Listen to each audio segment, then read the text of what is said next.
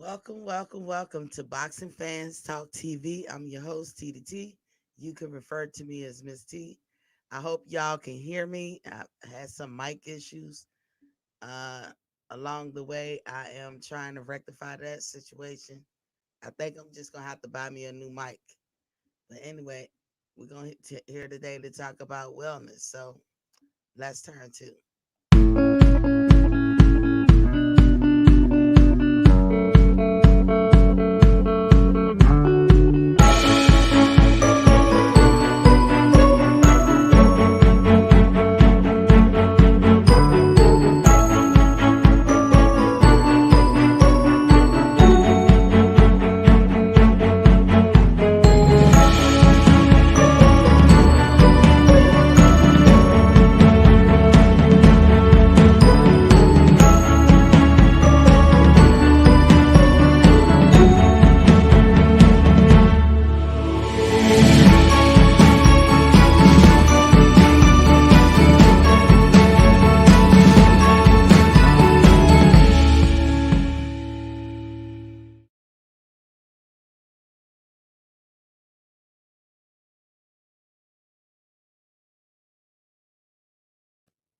Welcome back. This is your host, T to T. You can refer to me as Miss T. Going forward, I got to be careful how I show things. I always like to show clips on this show, but I will probably have to pause it and talk about it just to stay in compliance with the rules and regulations. I'm not trying to copyright anybody. Any of the videos that I get off of YouTube, I take it as teachable things. I think that it's meant to be out there for free for people to learn. And the best way for me to do it is to play a little bit, interrupt it, play a little bit, interrupt it. So that's how it's gonna pretty much go. But and when I'm playing the videos, I take down my cash app. Demetrius Brightest in the building was popping king. So I took it off Facebook too, because I really don't know what they doing. And I don't need them messing with my Facebook. I don't really do social media that much. I do have an Instagram. Um, I think it's I think it's called shit. Let me look actually. Y'all can follow me on Instagram. Cause like I said, I'm not big on social media, but TDT50. So TEEDY50. That is my Instagram post. So you guys can follow me on that. I'm gonna figure out how to, you know, stream my stuff through Instagram. I'm gonna have to take time. As I say, I'm gonna have to rectify the mic thing. Now I was late today. I was late because I was having an allergic reaction. I can hear it. I don't know if y'all can hear it in my voice. I don't know if it's what I smelt. Did I touch my dogs? I have dogs that I'm allergic to, but I've had them a long time before I found out I was allergic.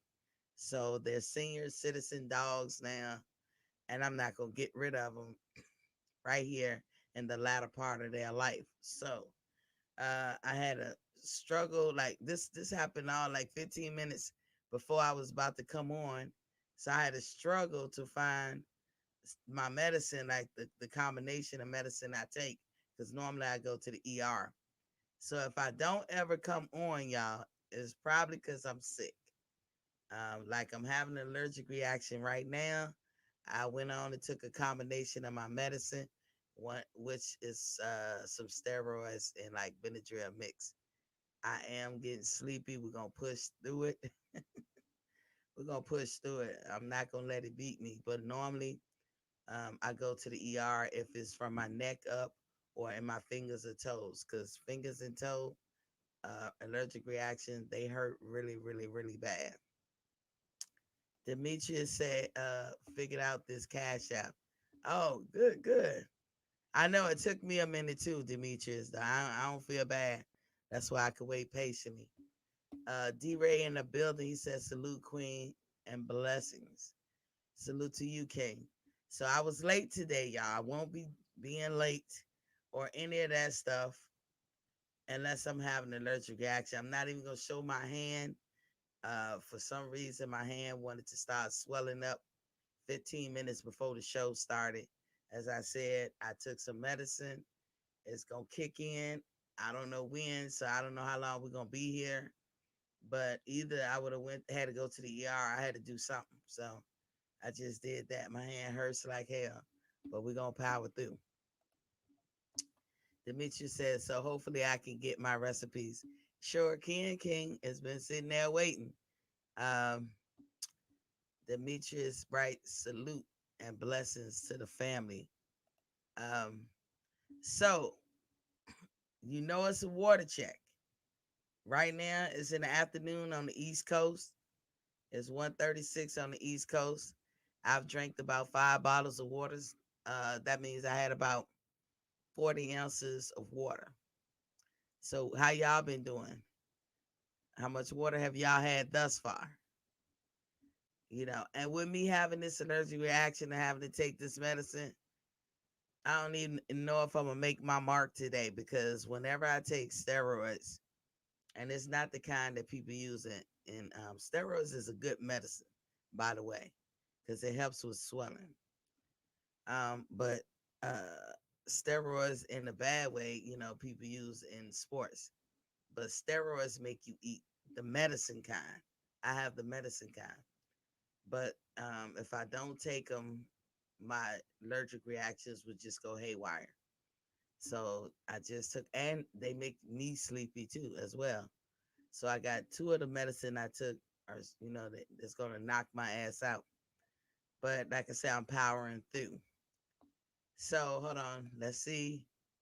We always gonna stress the importance of water. And like I said, if y'all see me cut through the video, it's because I'm trying to stay in compliance with what you can and cannot do. And sometimes if you cut through it, that'll help. So let me pull it up. But it's supposed to be like an educational video. And you might hear me talk over it. So that helps too. And I don't mean to, but it helps. An essential nutrient for the body, as the body loses water through perspiration, breathing, bowel movements, and in urine. Water must be consumed regularly to maintain a sufficient level. Water has many vital functions in the body, including serving as a lubricant. Water is a main component of saliva, which helps moisten food, making it easier. Now that's important, y'all. You need to loosen up your food. Now your mouth is built to do that. Your saliva, as they said. But water is like an additive, extra lubricant. Remember, I told you with the body, it's a balancing act, and there's not just one component doing all its work. You're gonna have to have several components hitting on all cylinders because there's always with the body a backup to the backup to the backup to include outside externals that you do, like drinking the water or if you go exercise. All of these things help in the overall wellness, but you have to your body is built to accept it. And like I said, your body is a balancing act. It will not survive. Your body could not make it or survive if it relied on just one thing. But you need lubricants to break down food. To swallow. Water also helps lubricate joints, reducing friction and inflammation. Water is important in body temperature regulation. When body heat Yes. rises, such as during strenuous activities, the body starts to sweat to cool itself. And sweat is made up almost entirely of water. Water is Now there are some animals out there that can't sweat, and we like a pig. That's dirty, right? But sweat is important. It's very important. Just remember, sweat technically does not indicate how many calories you burn, but it can indicate or a good measure of how you have exhausted yourself. So if you ever was to if you think of sweat, like I know I lost some calories today because I was burning up I was sweating, I was dripping sweat. It does it all it indicates what you should pay attention to or care about is that, man, I put in that work. Because the more sweat you generate, the more your body needed to cool down, and the more you're gonna need to replenish um all the liquids or moisture that you lost from your body by drinking water. But sweat is not an indication of how many calories that you have lost. Demetrius Bright said he had 36 ounces. As I say, you guys, I'm gonna cut through just so I don't copyright. Is a major component of blood, which transports nutrients and helps remove waste substances from all parts of the body. Water helps keep tissues moist, such as the eyes, nose, and throat, enabling them to function properly. The kidneys and liver use water to remove toxins and other waste products. Now, y'all remember we was talking about the liver. I guess it's supposed to be like the liver. Remember, don't forget the things that we have already talked about. Last week we talked about the liver and what the whole main job, the two main jobs, but of importance that the liver delivers to the body. But the liver prioritizes those jobs. Both jobs are like main jobs. Both jobs are integral for overall health, especially how you want to look and how you want to get your body. But the liver does prioritize it, meaning the filtering system. The liver is a filtering system. That's the first thing it's going to do. After it filters and that job is done and your body don't need to filter anything, then it's going to turn your T4 cells or hormones into T3, something the body can use. T4, T3, we talking metabolism. This is where that magic happens. Everybody understands the word metabolism. Everybody know that if you have a good working metabolism going through your body, that you're gonna stay in shape for the most part. Excuse me. Everybody knows that, but they probably don't understand the process that it has to go through and what major organ actually delivers that for your body. That would be the liver. It's not the only one, it is probably the major one. So, what you don't want, and this is like a little recap, what you don't want is for your liver to spend all day filtering because it's not gonna do no other job until it's done with filtering. So if it spends all day filtering, guess what it's not spending all day doing? Creating a metabolism throughout your body. Let's continue. Water helps hydrate muscles, it helps soften stool, which can help reduce constipation, and it helps skin from drying and cracking. Yes, And I could go indeed. on and on and on. But as you can see, water is a vital nutrient for life. And those So, I always try to stress the water thing. I always try to stress the water thing. Demetrius said he up to 36 ounces. That sound about right. I'm at 40 because I drank. I mean, let me think. I drank 4 bottles. And what is that? I don't know why I say 40. Y'all forgive me because I told y'all I'm on some medicine now. Right now, 4 bottles. I can't even count 30. I'm at 32 ounces. My bag. I said 40 when we started, but I drank 4 bottles. And if I forget something, y'all help me along, because this thing got my head. But so yeah, last week we was talking about the liver and the importance of it. The reason why I talk about these things because it's important to know how your body works.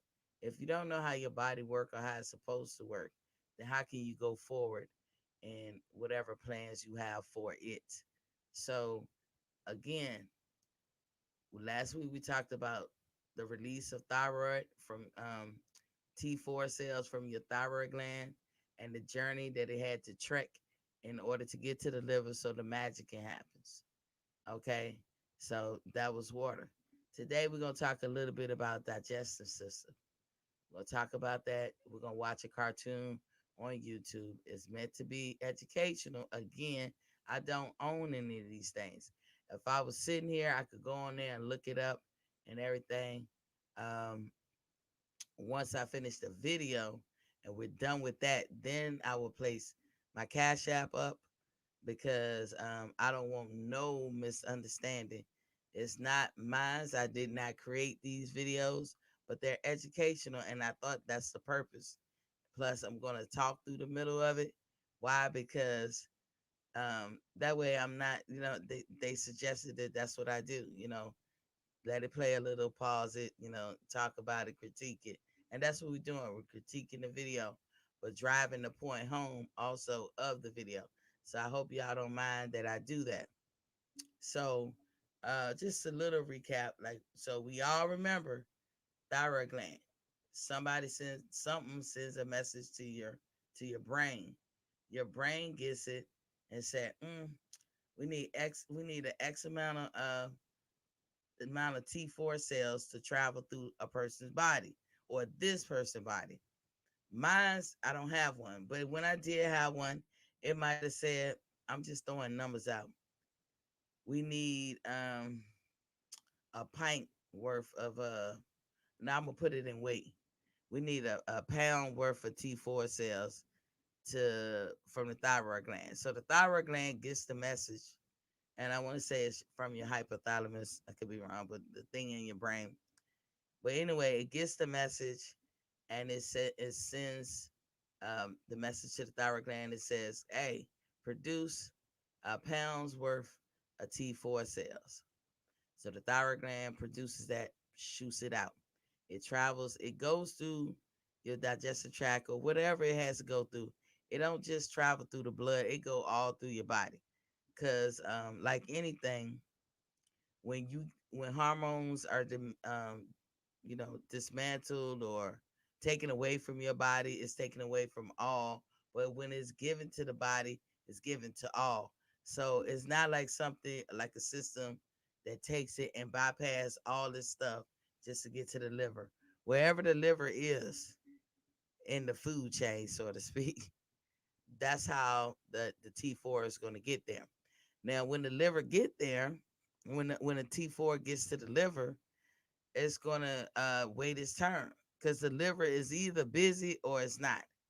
If the liver is busy, it's gonna hold it. I'm drawing a picture.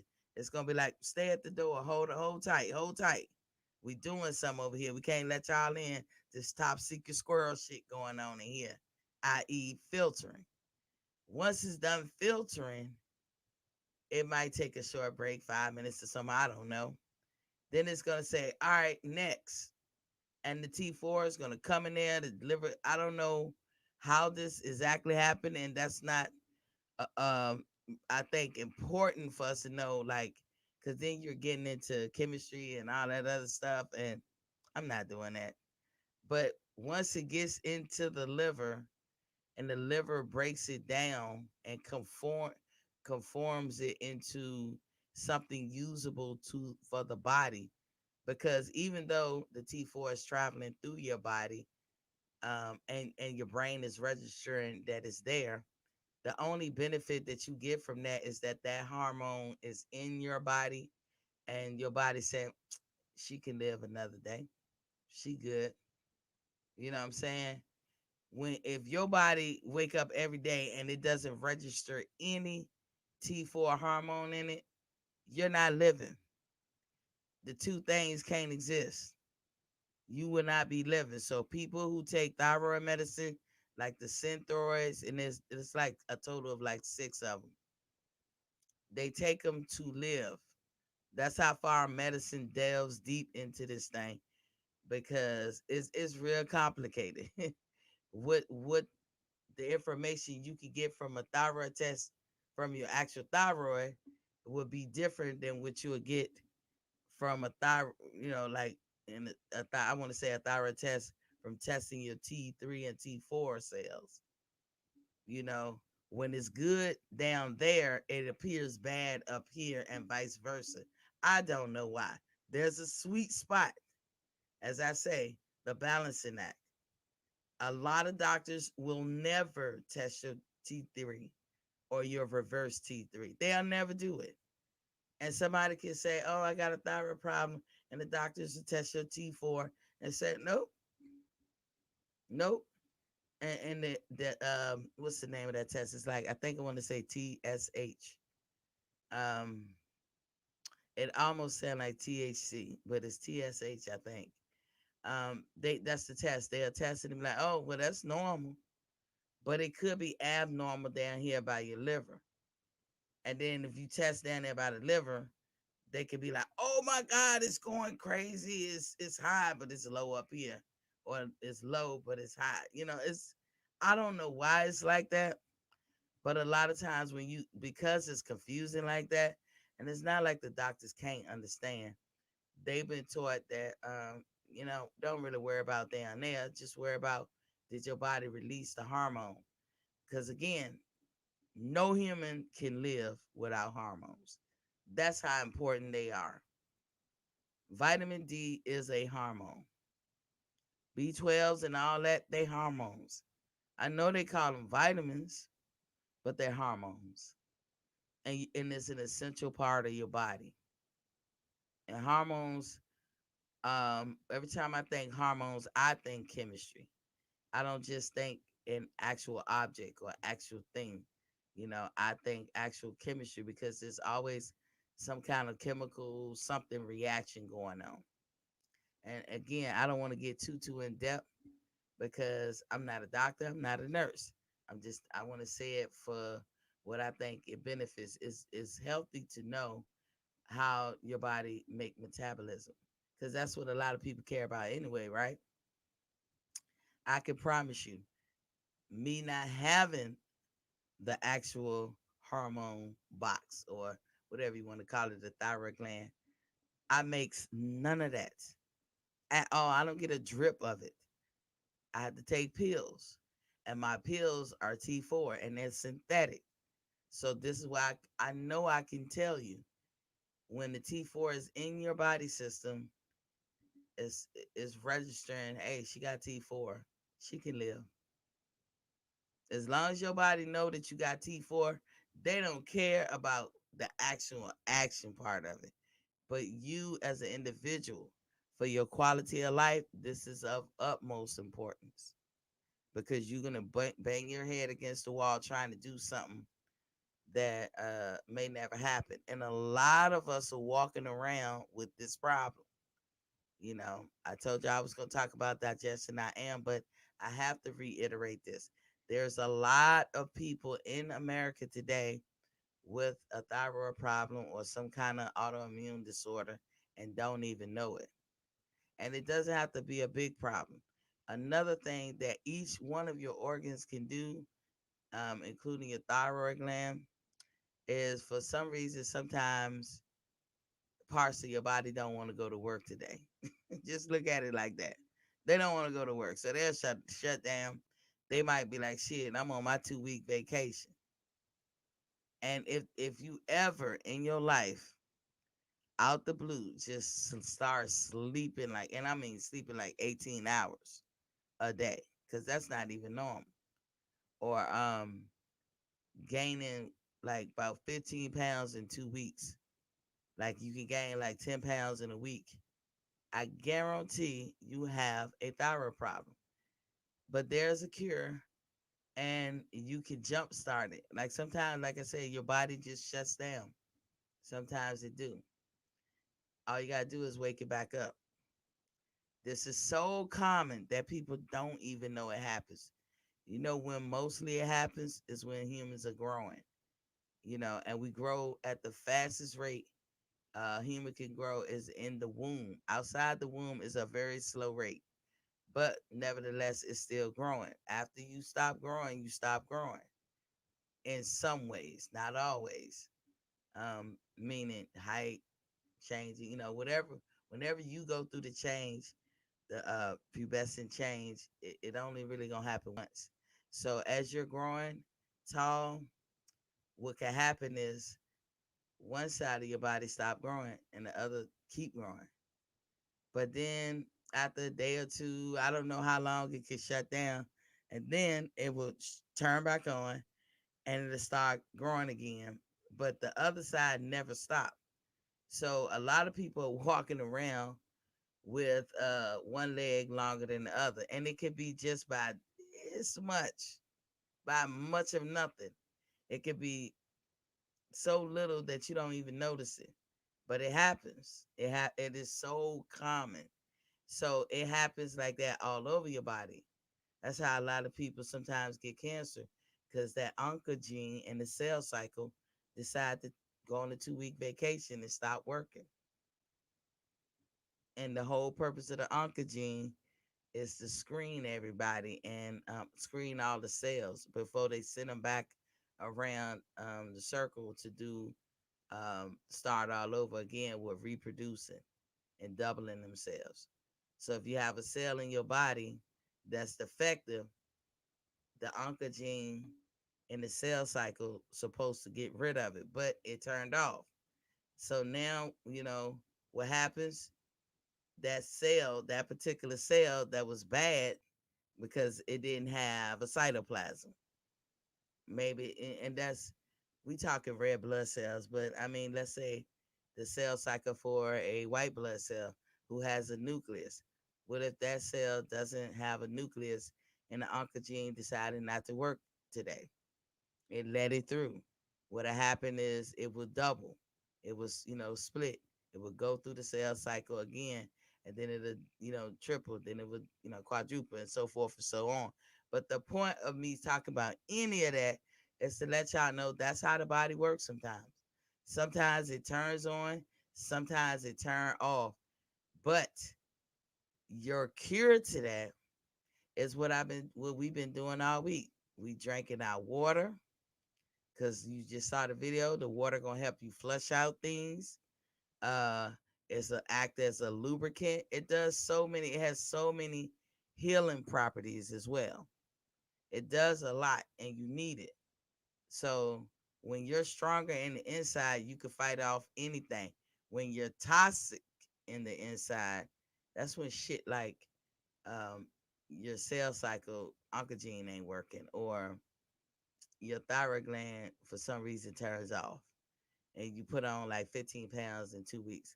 I know a couple of people that has happened to, and you be surprised. The cure is, I ain't gonna hold it. I ain't gonna hold the information. The cure is eating healthy food. That's the cure, because these disorders or deficiencies or whatever, they're a living thing too, and they want to survive, but they survive off the food we like cheeseburgers, pizza, and all that. They can't stand healthy food. So when you give your body the healthy food, they reject the food. Like, I'm not eating that shit. I'm not gonna eat it. Nope. And when they don't eat it, then the next day you give it your body healthy food again, and they like, all right, now look, I want to get a cheeseburger. But we hungry down here. And then the next day, same thing. And before you know it, they weak as hell. You're essentially starving them to death. That's what we doing. We gonna starve the bad stuff to death that's in the inside of us. We're gonna detox our body. We basically doing a spring cleaning. So all this week, you guys were supposed to drink as much water. That'll never change. Your goal was to reach 100 ounces a day. Also, you were supposed to no dairy. We've been on that now. The water and the no dairy is roughly 2 weeks. We also cut out all meat, but I left chicken and tuna for you guys. That's the only meat. And I want to hear, did you guys do it? So anybody in the chat want to Raj up? Let me make sure my phone lines are open, because y'all could have been trying to call and I don't know. Oh no, the phones wasn't on. So hold on. I'm gonna turn the phones on because I like to hear from y'all. It's check in. It's check in Sunday. And I like to hear from y'all how y'all week went. So don't be shy. Let me know. Just chime in. Let me know. Hold on, I'll tell y'all when it's up. I always gotta refresh this thing. Mm-mm-mm. Okay, let me see. Y'all bear with me 1 second. The phone lines are open now. Y'all know the number. 706-804-4449. That's 706-804-4449. I did put the link in the chat at the top. Y'all chime in. Let me know something. Let me know how your week's been going. Um, I've been told that my skin is, you know, a glowing, or it's getting better. The transition from summer to fall is one of my worst times. The other one would be winter to spring. My skin go through it. Like it gets super dry and swelling and sometimes infected. I mean, it's just crazy because it swells and then it splits. So even when I was in Vegas, I was going through it. I thought I was gonna have to go to ER when I landed off the plane. I brought my steroids with me then too. So anywho, how was y'all week? Let me know. Tell me what you saw that was different.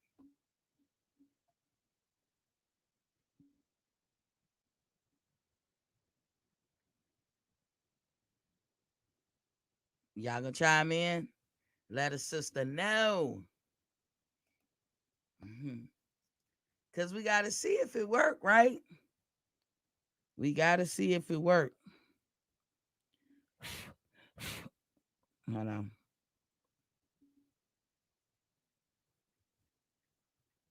I'm waiting to hear from y'all.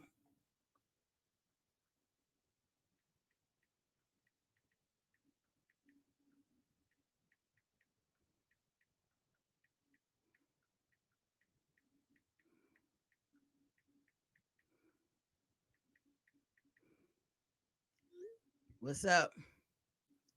Did y'all think y'all don't have y'all been able to reach your goals of your water? You know what I'm saying? Were you able to reach that? So I know Demetrius said he had 36 ounces thus far. You guys let me know.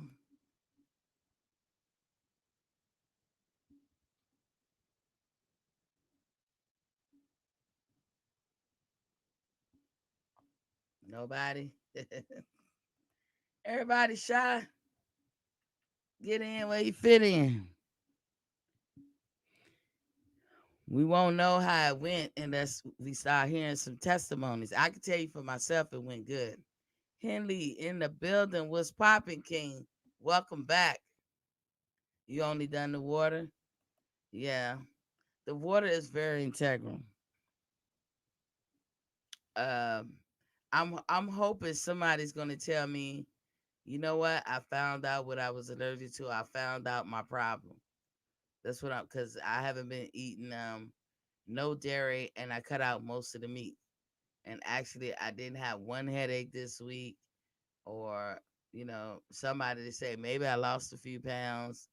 My skin changed. I can tell you on the show the other day, I said something about my eyebrows and that these are my real eyebrows. And I know that sounds crazy to even make that disclaimer, but a lot of people walking around with fake eyebrows these days. But I grow mine. I've always had thick eyebrows, soft texture, but it grows in. And I appreciate that because then I could cut it any kind of way I want. But the problem is, about a couple of years ago, one of them wasn't growing in. Like it took forever. Like if let's say you go get your eyebrows done and they mess it up, you have to. I was back in the day when I was young, I would be like, oh, I wait a week or two, it's gonna come back in. Voila, I just get it redone. In these last couple of years, it's like I was waiting 2, 3 months. It just wasn't growing back. Since I've been doing this, eyebrows coming in fully. I mean, it be small things. That's why I told y'all got to pay attention to detail. Demetrius Bright said, I lost a couple of pounds without dairy, but I do feel more alert trying to consume 100 ounces of water. Yes, indeed. Demetrius said, so today I had a glazed donut. It's okay. It's okay because I really didn't cut out any of the sweets and all that stuff. However, if that glazed donut is made with dairy, you can't do it. So in the future, like let's say you had it today, okay, the day ain't over, then you get back on the horse. You know, what I don't want y'all to do is start looking at it like damn, like feeling defeated, like feeling mad about the changes you're gonna make. So I always say this is how I trick my mind. I tell myself, I'm gonna get a cheeseburger today. I sure am.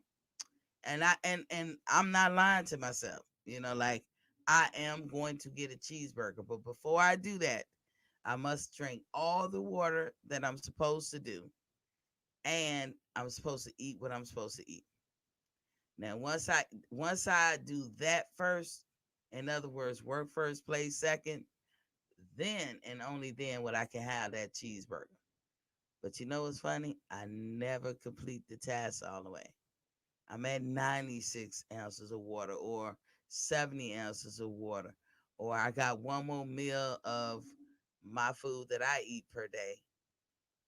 And I be like, I don't got no room. As Demetrius say, it's a lot of work to try to concentrate to drink a lot of water. And then I be like, I don't have that kind of time. I can feel that shit kicking in. So y'all don't mind me if I be like, whew. I don't have that kind of time to be worried about a cheeseburger. And then like me concentrating so hard on meeting my goal and stay with my objective, you forget it's nighttime. Now you're in the bed, ain't nothing open, and where you gonna get a cheeseburger? And I don't buy it, so I can't cook it. So that's the trick, If you feel like you want sorry, like my hand hurts so bad. If you feel like you want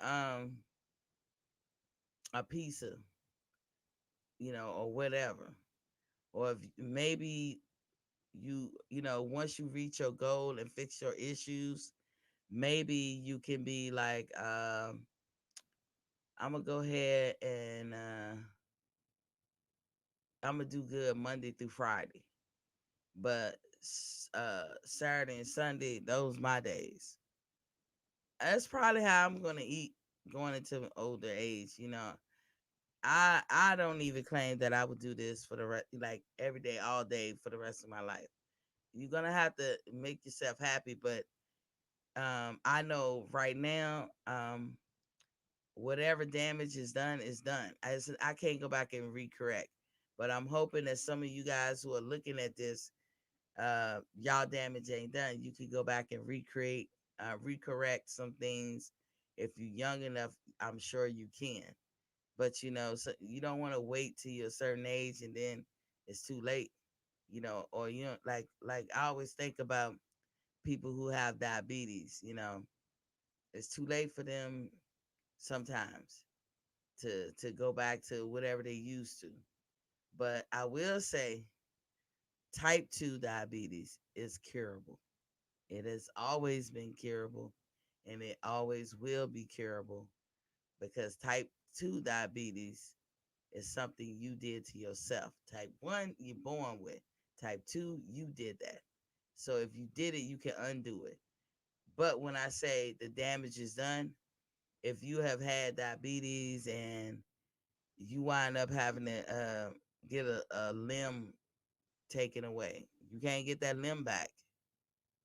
So, like I said, the damage will be done. For me, with my thyroid gland, I can't get my thyroid back. I'm the one that had a goiter in it. I don't know where it came from, how it came, and I was very young, but they took it and I can't get it back. So, whatever damage that I have by not having a thyroid gland is done. There's nothing I could do, but I can make the quality of my life or the quality of how my body working in the inside a little better.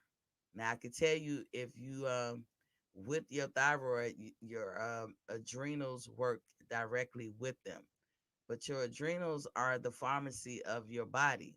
So Just look at it like that. Yes, the body has its own pharmacy. That's how we be producing a lot of cortisol all the time. And cortisol is meant to be a good thing. It's really meant to be a good thing. Swelling is meant to be a good thing. Whenever you hurt yourself, and cortisol and swelling go hand in hand, but whenever you hurt yourself, um, period, your body will swell in that area. Just know, look at it like this. And see, I always try to paint a picture. It is important. Why am I talking about swelling? Because people with thyroid issues have swelling issues. People with autoimmune disorders have swelling issues. When you see people who are overweight, and when you're overweight, you're gonna have a whole host of problems. Just losing weight will increase your health by 50% or more, because just being overweight causes its own problems. So back to swelling. Why am I talking about swelling? It goes hand in hand with having thyroid issues and autoimmune disorders. And I was going to explain what happens when you swell. Like right now, I'm having an allergic reaction. I'm not going to show y'all my fingers, but I have swelling. Swelling not only hurts and it's very painful, especially when it's around your joints. But swelling can come from a couple of reasons. It could come from that you actually got hurt, or it come from your adrenals having to pump cortisol throughout your body. Why would your adrenals do that? Because sometimes when things are not working properly, the first thing your body gonna do is swell that area. Now, I know it's more complicated than how I'm saying it, but for this program, just this is just the gist. Swelling. Just think of swelling as men at work. You know how you driving down your street and you see the cones and you see the people with the orange vests and they got something sectioned off because men at work, right? They don't need the traffic coming through there. They about to do some stuff. Well, when your body swells, there's some stuff about to get done in that area. One thing can happen is that white blood cells will run to that area to fix whatever problem. Like if you got a cut, say you get hit, and you're swollen, there's an injury. So, of course the fire truck that's coming is the white blood cells. Okay. Or it could be swelling because you have a lot of cortisol released into your system. But again, I said, remember I told y'all the body is a balancing act. The thyroid works with your adrenals. So sometimes when they talk to each other, somehow the adrenals get the message: release cortisol, release cortisol, release cortisol. And cortisol is supposed to help with swelling, help with a whole lot of stuff. But too much cortisol can have an adverse effect, meaning people who are overweight and all that stuff probably have a problem with a lot of swelling and cortisol being released in their body. And sometimes your body can get the wrong message and it's constantly releasing cortisol. You only want your body to release cortisol when it needs to release it and then turn that shit off. You want, like, same thing with adrenaline. You only want your body to be in an adrenaline mode and then turn off. Because when you chronically, consistently have your body in a cortisol mode or an adrenaline mode, bad things happen. Bad things happen. So again, thyroid important. It releases hormones. They make it to the liver that conform it or convert it into something your body can use. The liver is not the only filtering system. Your body is a balancing act. It has other organs that do the same job: your spleen, your gallbladder. These are all filtering systems. All of that shit is right here in the middle of your torso. It's right here in the middle of your torso. But we're gonna talk about the digestive system because that's important. We're gonna talk about when the food goes to your mouth. We just saw the video about saliva and why water is important and the different properties of water, like as far as what they can do. Because water helps break down food. That's why we create saliva. And we don't create it. We don't tell our body to create. Like I can't say, fill my mouth up with saliva. I can't do it. None of us can. But what happens is it gets the message. Your body is sending messages to your brain and to the organ that does those type of jobs. Usually you're creating saliva because you're hungry. You ever notice when you get hungry, your mouth get real watery? Because it's just like an indication you need to feed me. We don't pay attention to these things. But if your mouth get real watery, it's your body way of saying, I'm hungry. I need something to eat. Your mouth gonna stay moist. Don't get me wrong. You're not having a dry mouth because then that's a problem too. But you're not real like, well, you gotta go, you gotta do all that shit because your mouth is real watery. It's an indication that you need to eat. So on this channel, I will never advocate anybody starving themselves. In fact, I'm telling you to eat. you know, but we're gonna concentrate on what we eat. And if we eating the right things, there is no limit to how much we can eat.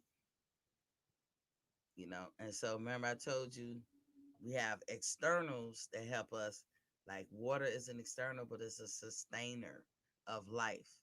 Exercise is external, but it helps you burn off unwanted calories.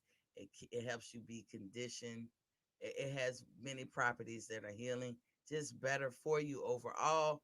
But for what I'm doing, you don't even need exercise because I know that with people, exercise can be a derailment of what you're trying to do. We're here, remember I go, to find the health in you. I'm finding the health in me.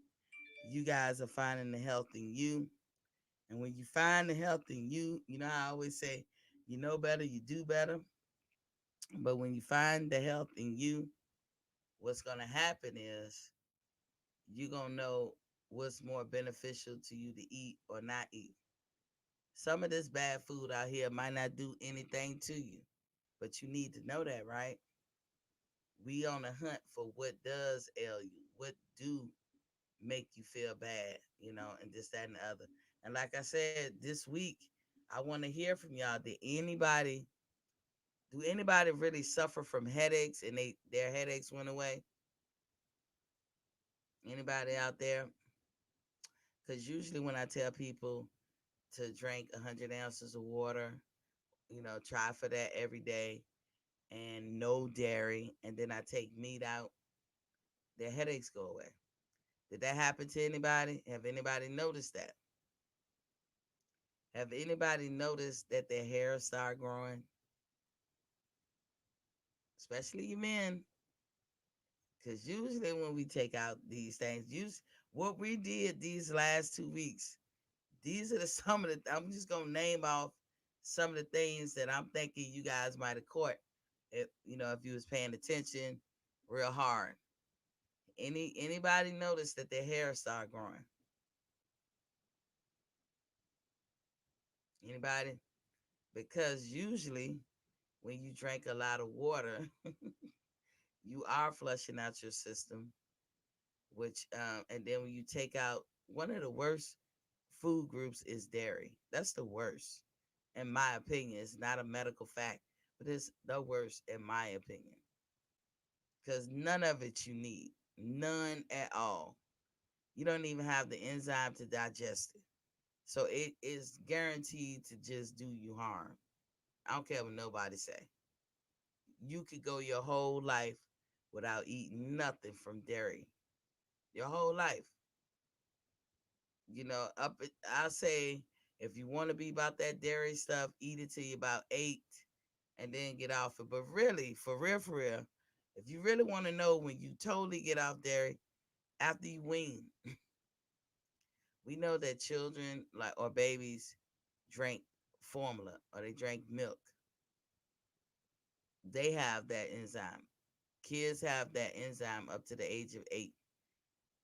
One lady gonna wean her baby off after a year. The next lady gonna wean her baby off after about 3 years. As long as the baby want to eat and as long as the mother want to feed, we can't really say. But in America, culturally, weaning usually is after 1 year. And then, when we feeding our kids, we always give them a cup of milk. I'm not saying nothing wrong with it. Again, they're the ones who have the enzyme to break down dairy. After 8 years old, no, none of us do. Now, people would debate that, and they could debate it all day long. I read books, and I try to find my books, from way back in the day, like the older the better, the turn of the century, 20th century that is, or books from 1800s. They knew this shit back then. It's just in the 70s, it was a money grab. The food companies was doing a money grab and they still own it. But it's crazy because they could change all that and give us the right stuff and still be on the money grab. Still be in a position of power where they're doing the money grab. Kraft can turn their whole company into stuff that's really, really healthy. But they won't. When we, like I said, we was off the dairy. And the reason why I brought up breastfeeding and weaning is because think about it. Breast milk has a lot of fat in it. A lot of fat. And it's good. It's good fat. It's necessary. I know as having been pregnant and had kids, I know that if you eat right, you'll produce that good milk. If you don't, and this is a day by day thing, but if you don't eat right, you produce that skanky milk, like that thin ass, watery looking milk that has no fat in it, it's just liquid. But because you love your child, you want that good, thick, healthy milk. That's what you want to give your baby, right? So what do? You make sure that you go have you a nutritionist meal. You try to make sure that you eating everything. This is what you do. I'm speaking from experience. So I gotta get a good breakfast in because I gotta pump or I gotta feed. I gotta get a good lunch in. I gotta get a good dinner in because I want my milk to be nice, healthy, and fat. So we all know this, right? So what is the difference between us and a cow? Because in America, we get most of our dairy from a cow, right? So if the human milk that women pass on to their children supposed to have all kinds of nutritional value in it, and that's dependent on how well we eat nutritionally. But that milk is meant to put weight on a child. That is the sole purpose, to help the child grow and put weight on it. And an average human baby, by 1 year old, can be as much as 30 pounds. Some babies are bigger, some babies are smaller. My child, my daughter, at one was 14 pounds, but she also came 3 months early. So everybody different, right? But in the end of the day, the average is like 30, 35 pounds. So if you know that and you understand that, now let's think about animals. Every mammal out there, for the most part, have a baby and they breastfeed. You see it with dogs, you see it with cats, you see it with any kind of animals. Disgusting animals like rats, possums, you know. There's a meme, by the way, going on. This is just a little short story. about an opossum. I've always called them possums, but they're called opossums, and how relevant they are. They eat ticks, so that's relevant because if they didn't eat them, we'll be inundated with ticks, right? And they do something else. What was it? They are why we have the antidote to snake venom because they're designed to take so many snake bites and they don't die because they have the antidote within them. Isn't that weird? So when you know better, you do better. I don't mess with trees that bees hover around. If it weren't for the bees, we will all be dead on this earth. They are that motherfucking important. So when you see bee tree, if you got a bee tree, a tree that or flowers that bees hover around in your house or near your, well, not in your house, but near your house, don't tear it down. Don't kill bees. They are integral. They are life sustainers for us. You know what I'm saying? But anyway, I saw that meme because I always thought opossums were ugly little creatures, and the more you kill them, the better. But no, they're part of the ecosystem. All the animals are, and they are very important and integral. If you don't kill them, we'll be inundated with ticks. Facts. So anyway, shout outs to the opossums. But anyway, back to this. So the milk, if they are breastfeeding their kids, if a cow is breastfeeding their kid, a cow at birth is a baby cow is probably going to weigh about 90 pounds. By the time that baby cow turns one, that milk that the mother gave was supposed to add about 480 or 90 pounds. On average, a 1 year old cow is about 500 pounds. So, what milk are we drinking? If milk has a purpose and we're drinking the milk,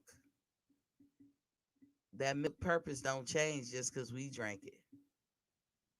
Would you say, like I said, when I learned that? Because America has an obese problem. And again, I don't look at it like people just lazy and they want to be fat. I look at it like you have a problem and issues, and those are the byproducts. You know, a person don't be lazy and then just get big. They must have had a problem which made them lazy and therefore got big. I look at it totally different. So I've never met an overeater like the movie The Clumps kind of display, like they just eat their ass off. I've never met a person like that overeat to that point where they get big. Now we have TV shows like My 600 Pound Life where you can see they have an enabler, and they and I always get a call on the show. Hey girl, hey, Hey, boo. you want to call into the show? I'm on my show. I ain't gonna be long. What are you doing on your stuff? I'm doing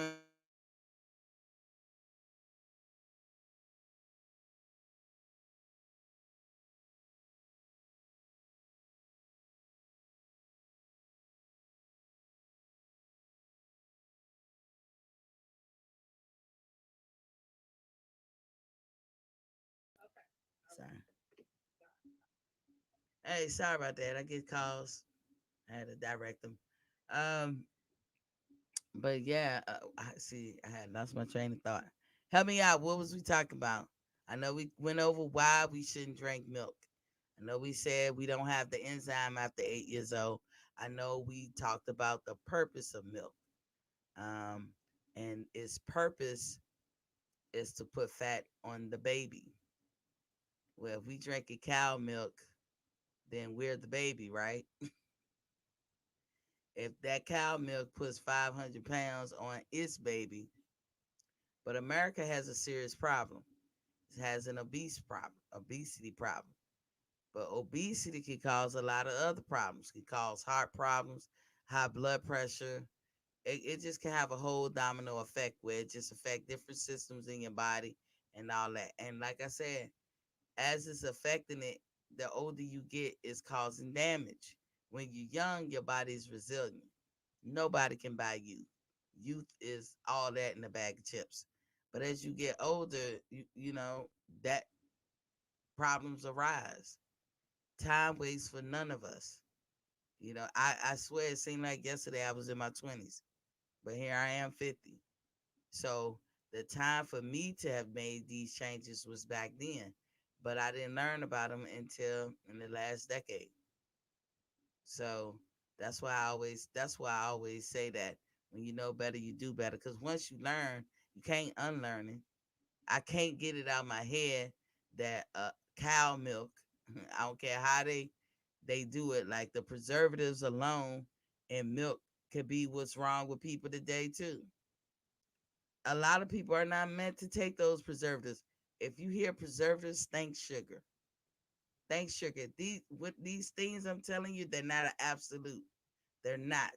But because I don't want nobody to be like, well, why you say that? But it's not um it's not false what I'm saying. I was going to do a double negative. It's not, you know what I'm saying? But it's not false what I'm saying either. Preservatives, 9 times out of 10, you're gonna have sugar in there that your body can't even digest. But it was necessary to preserve it. Why do we have preservatives in food? Well, we won't have grocery stores. See, this is why I say I'm not anti nothing.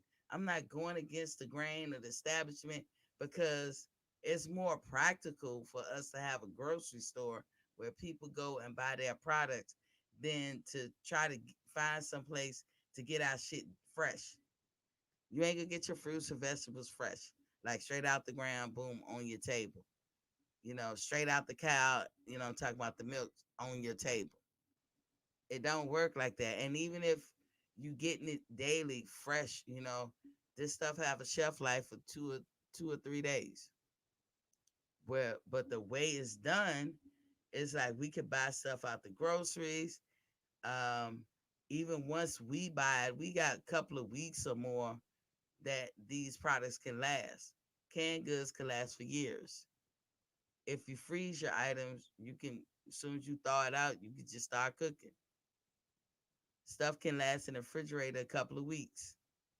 Now think about how long it had to last to get packaged, put on the truck, and drove to your nearest grocery store. Think about that process. This is why they do preservatives. A rudimentary way of doing preservatives back in the day when you got fishermen towns. What did they do? They put everything on ice, of course, but salt. They packed everything with salt. That's a rudimentary way of preserving stuff. Because if you was on the East Coast way, I'm talking centuries ago, and that was big business to sell things off of those coasts. And I'm talking even in Canada and on down the East Coast in America, when they sold things to the UK, they packed those seafood items in salt and they boxed them up real good. And they probably had some kind of way of keeping it cool. That part of the water, anyway, if you go straight across, is cold. So I'm sure the ship was cold enough. So it acted as a makeshift refrigerator. It made it all the way across the pond and then onto the market. And so that's how it was. But it's look, somebody asked me for the number. Hold on, y'all.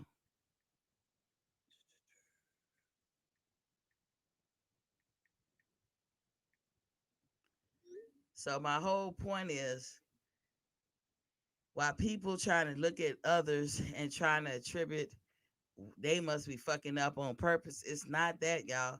It be underlining issues that people just don't know be happening to them, which cause the issue that everybody can see.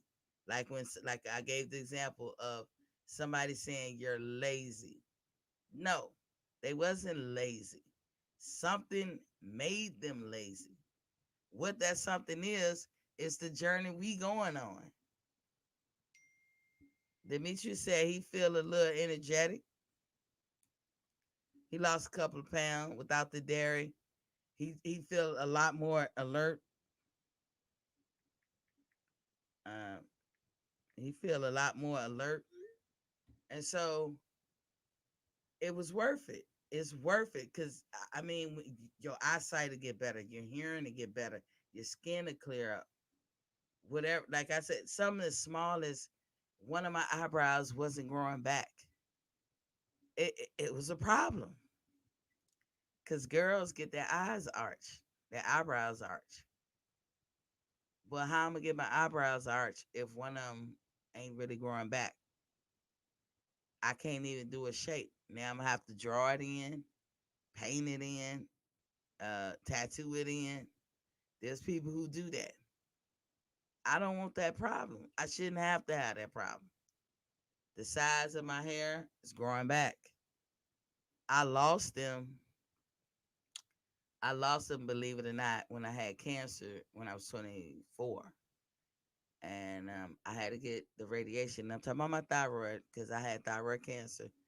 And when they pulled it out and I had to have radiation, I lost the hair on the sides, which I probably would have anyway because a lot of women in my family do have this issue, but theirs come from permanent hair and other things wearing braids tight and the braids pulling on your skin and stuff. Where your skin is the biggest organ on your body, the integumentary system.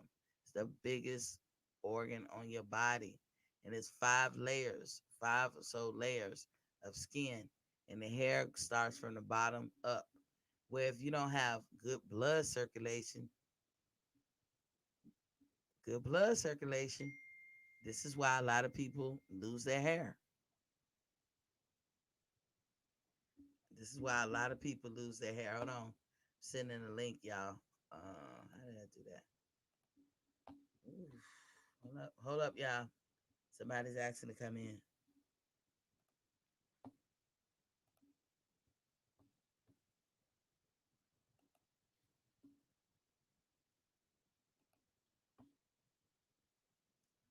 Okay, I should have. I'm just texting them to see if they got it. Anybody want to come in? Y'all can hit the link. Y'all can hit the link and come on in if you want.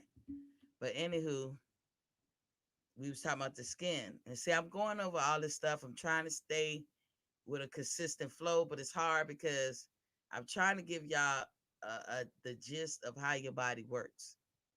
Now, if I don't know nothing else, I know that because for me, when I'm having minus certain organs, four to be exact, I don't talk about the other three, but four to be exact, because I feel like the thyroid was the biggest one. Um, all of them interfere with my metabolism, my ability to make it. Um, they interfere with me having the adequate amount, not an over amount of cortisol going on in my body. My body reacts to stress, even though on the outside you don't see anything. But when I learned how the body works, I was like, oh, I could do this or I could do that, and the shit works. So, like I said, you gotta pay attention to detail. I'm not a person who had acne problems, but I could get a bump or two. And I noticed when I started getting bumps. Look, I started getting bumps. But I don't hardly ever get bumps. But they start coming. Why? They were going to come anyway. This thing that people, when you hear them say this a lot with the COVID going on, they had an underlining issue.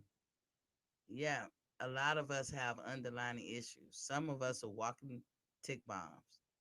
They were just walking tick bombs, ready to explode at any moment and don't even know it. But you have to pay attention to detail. You have to pay attention to detail to see what changes when you make changes so you'll know if they were beneficial or not. Her system didn't work good. Let me say it again. Rain trying to come in, y'all.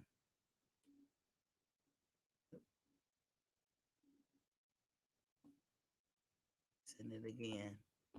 Hopefully it worked for her. So all I'm saying is, uh, when you detox your system and you follow a routine, especially the older you get, stuff start working. What's poppin', Queen? Hello. Hey, Hey. we Happy talk. Sunday. Happy Sunday. We talking about health and wellness. You know, like Okay. 15 minutes before I came on, I had started having an allergic reaction.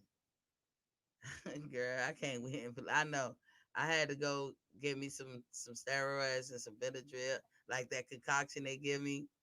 But I got some of the pills here, so I just had to take some. So I mean, it's hitting me, but I'm powering through it. But my fingers were starting to swell, and I'll go to the ER if it's the fingers or the toes or the neck and above.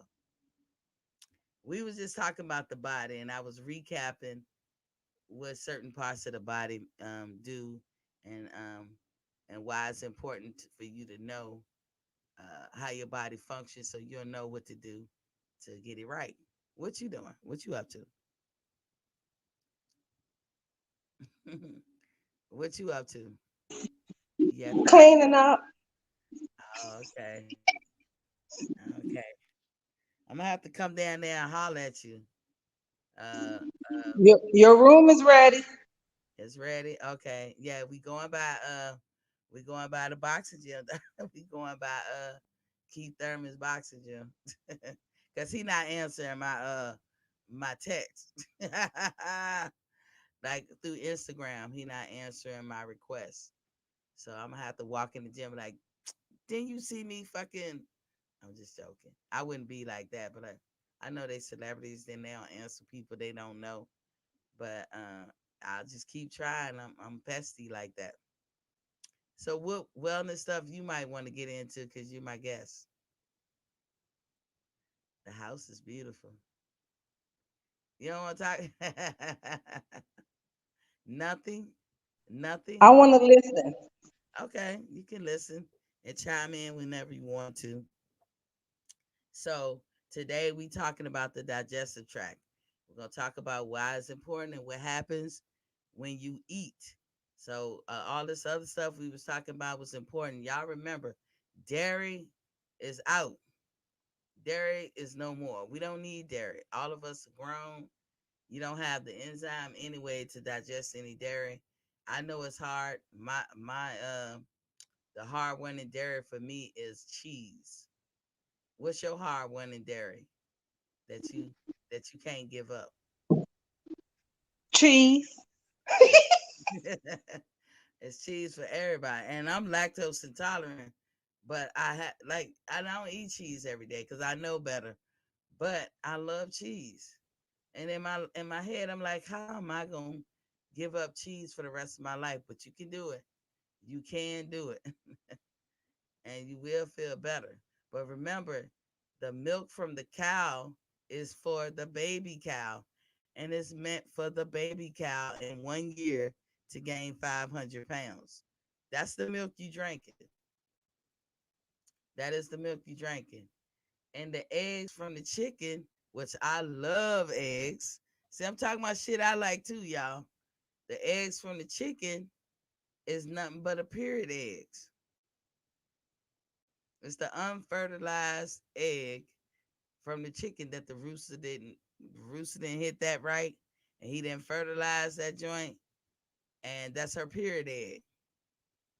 Because when women or females have a period, it's the egg that was sitting there, but it wasn't fertilized. So the lining of I call it the baby basket. Proper term is uterus.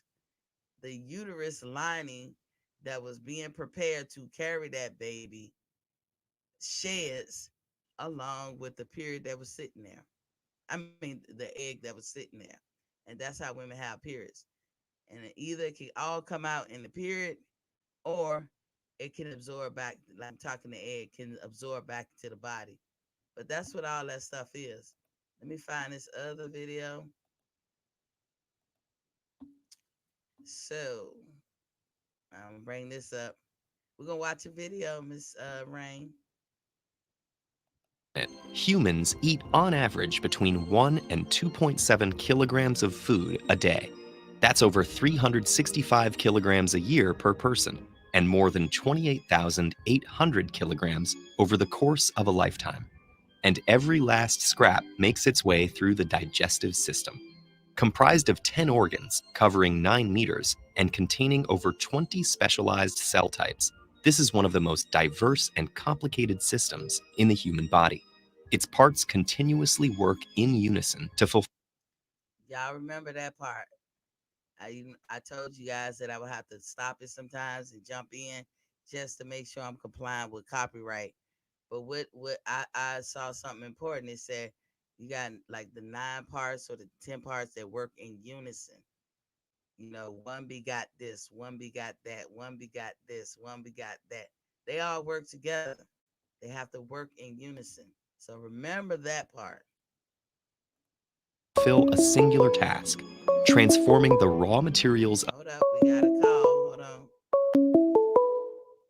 Call from Bell. to accept press. What's up? What's up, Belle? Hey, how you doing? We good. We good. How you been? I'm okay. We're watching a video right now, so you can still listen because you called in. All right? Okay. All right. So listen to the video. All right. Of your food into the nutrients and energy that keep you alive. Spanning the entire length of your torso, the digestive system has 4 main components. First, there's the gastrointestinal tract, a twisting channel that transports your food and has an internal surface area of between 30 and 40 square meters, enough to cover half a badminton court. I gotta pause it right here. Miss Bell, mute yourself. Mhm. Cause we hear your background. You gotta mute yourself. Put it on mute. I'm Belle. I'm from North Dakota. Me and Miss T go back. Hold on. All Miss Bell, can you hear me? yes. Now Yes. I said put yourself on mute. We hear you we hear stuff in the Oh, background. I Just thought you put your said phone. introduce yourself. I'm getting me a new mic, y'all. I should have been had it, with Amazon being able to deliver the next day. But, I've been trying to pick out the right mic. Everybody has told me that my mic isn't loud like it need to be. And I'm going to fix that by buying a new mic. This time I'm gonna spend some money on it. But just right now, while we're watching the video, Miss Bell, go ahead and put yourself on mute. Okay? Gotcha. Second, there's the pancreas, gallbladder, and liver, a trio of organs that break down food using an array of special juices. Third, the body's enzymes, hormones, nerves, and y'all, I was just telling y'all about the enzymes and hormones. I told y'all if you don't have proper hormones and they don't work properly, you're not living. None of us can live without hormones. Vitamin D is a hormone. B12 and all the B6 and all that other stuff, they hormones. I just telling y'all about enzymes. Enzymes are in your body to break down stuff. After the age of 8, we don't have the enzyme in our body to break down dairy. And before that, they talked about the pancreas, liver, and all that. And their job was to basically fill it. That's what they were saying. So here we go again. blood all work together to break down food, modulate the digestive process, and deliver its final products. Finally, there's the mesentery, a large stretch of tissue that supports and positions all your digestive organs in the abdomen, enabling them to do their jobs. The digestive process begins before food even hits your tongue. Anticipating a tasty morsel, glands in your mouth start to pump out saliva. We produce about 1.5 liters of this liquid. Y'all remember we was talking about saliva, that was an indication of what? That you're hungry. Here we go. Each day. Once inside your mouth, chewing combines with the sloshing saliva to turn food into a moist lump called the bolus. Enzymes present in the saliva break down any starch. Then your food finds itself at the rim of a 25 centimeter long tube called the esophagus, down which it must plunge to reach the stomach. Nerves in the surrounding esophageal tissue sense the bolus's presence and trigger peristalsis, a series of defined muscular contractions. That propels the food into the stomach, where it's left at the mercy of the muscular stomach walls, which pound the bolus, breaking it into chunks. Hormones secreted by cells in the lining. Hormones again. See how I told y'all how hormones are very important, and you just pay attention to what they saying the hormones gonna do. You don't have to remember this, but just know that when food hit the stomach, it starts a chain reaction. It starts a chemical reaction. Just know that part. You don't have to memorize what hormone do what. You just need to know that when food gets in your stomach, this happens every time. Trigger the release of acids and enzyme-rich juices from the stomach wall that start to dissolve the food and break down its proteins. These hormones also alert the pancreas, liver, and gallbladder to produce digestive juices and transfer bile, a yellowish-green liquid that digests fat, in preparation for the next stage. After 3 hours inside the stomach, the once shapely bolus is now a frothy liquid called chyme, and it's ready to move into the small intestine. The liver sends bile to the gallbladder, which secretes it into the first portion of the small intestine, called duodenum. Here, it dissolves the fats floating in the slurry of chyme so they can be easily digested by the pancreatic and intestinal juices that have leached onto the scene. These enzyme-rich juices break the fat molecules down into fatty acids and glycerol for easier absorption into the body. The enzymes also carry out the final deconstruction of proteins into amino acids and carbohydrates into glucose. This happens in the small intestine's lower regions, the jejunum and ileum, which are coated in millions of tiny projections called villi. These create a huge surface area to maximize molecule absorption and transference into the bloodstream. The blood takes them on the final leg of their journey to feed the body's organs and tissues. But it's not over quite yet. Leftover fiber, water, and dead cells sloughed off during digestion make it into the large intestine, also known as the colon. The body drains out most of the remaining fluid through the intestinal wall. What's left is a soft mass called stool. The colon squeezes this byproduct into a pouch called the rectum, where nerves sense it expanding and tell the body when it's time to expel the waste. The byproducts of digestion exit through the anus, and the food's long journey, typically lasting between 30 and 40 hours, is finally complete. Ted Ed.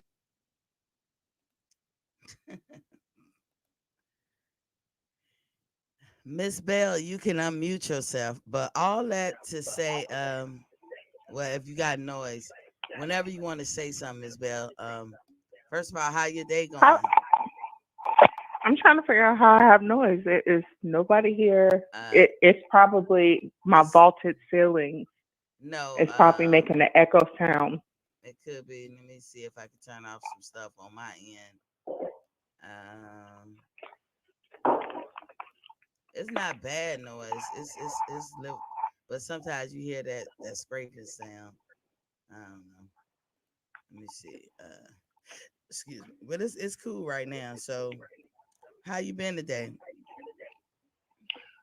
I woke up to greatness, to being blessed. I'm doing good. Oh, that's good. That's good. Demetrius said he had 53 ounces of water. How much water you drink today, Miss Bell? Well, lately, if the water is inside of a drink, I drink a lot of tea, like green tea, Mm-hmm. and I make it myself. So honestly, I'm not even gonna lie to you. I have not drank a drop of water in like a week. Wow. Okay, you got to get on it. You was just on the show Friday, and you told us you was expecting, so you got to get on that. Feed that baby some water. Rain is online too. Rain, how much water you had today? None. I had some tea though. I had some watered down tea. Yeah, yeah. I like tea too. I like that pure leaf, super sweet. But listen, y'all, all week for the last 2 weeks, we in this chat because they on the boxing channel with me. But I decided to do this wellness chat because I'm going on this journey, and I said let's go on it together. I did take a pause on mine just to go on a Vegas trip, just so I can eat dinner with y'all, and I didn't even wind up eating that much there, but I didn't want to be like, oh, I can't eat nothing. But from August 6th to September 26th, I lost 31 pounds, and I had promised my channel that I was gonna do a wellness show, and I just decided to do it on a Sunday and not interrupt the flow of boxing. But for the past 2 weeks, ladies, we have been drinking. At least we've been trying to drink per day 100 ounces of water. Then and also that same week we stopped eating dairy. Period. So Mm. on Sundays is where we do the show and we check in. We learn a little bit of stuff. I play these videos. They're meant they're given to the public for free. They're meant to explain some stuff.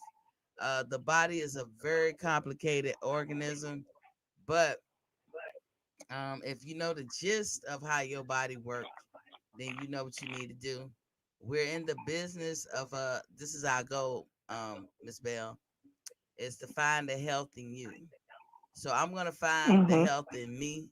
They're gonna find the health in themselves. And anybody who's taking this journey with us, we all finding the health in us. And what that's gonna do is help us find out what ails us. What are we eating that makes us sick or has an adverse effect on us? The only way you can do it is to detox. Basically, take away a lot of stuff, sit on it for about a couple of days, and then reintroduce it back in your system slowly, one at a time, slowly but surely. Then you can find out what's making you have a problem. It might be just one thing, it might be a combination of things, but you'll never know until you try it. So that's what we're doing. What that sound like to you? That sound like something you A want to get diet. into? I walked into that one, huh? Sound like a strict diet. I mean, I can also say from January till now, I did about 40 pounds, and we discussed that earlier about that, but it was really because of health reasons I needed to buckle down and lose my weight.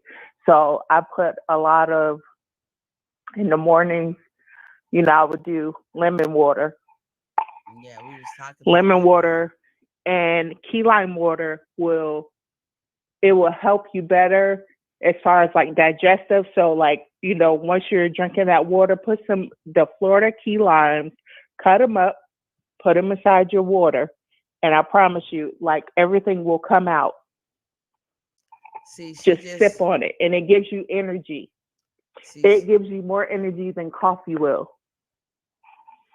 she just gave y'all a natural remedy to energy, so you don't have to take them energy drinks. Because why? Yep, It's gonna have preservatives in them. It's gonna have something in there sugar. that you're allergic to. That's gonna have a detrimental effect on you.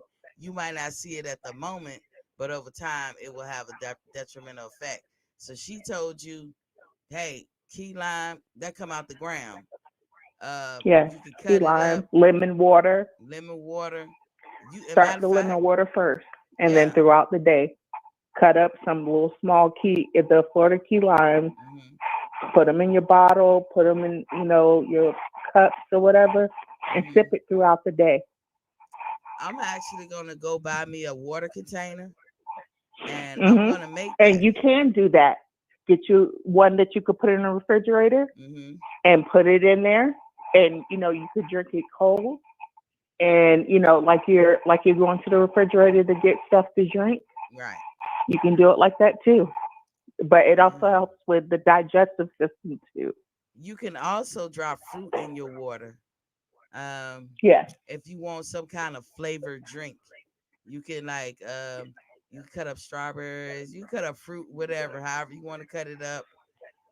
Some fruit you can just drop in there without cutting it up and let it sit for like 12. I don't know the exact time you got to do it, but when I see people do it, they let it sit for like a day or two, and then you like, well, I want a steady supply of it.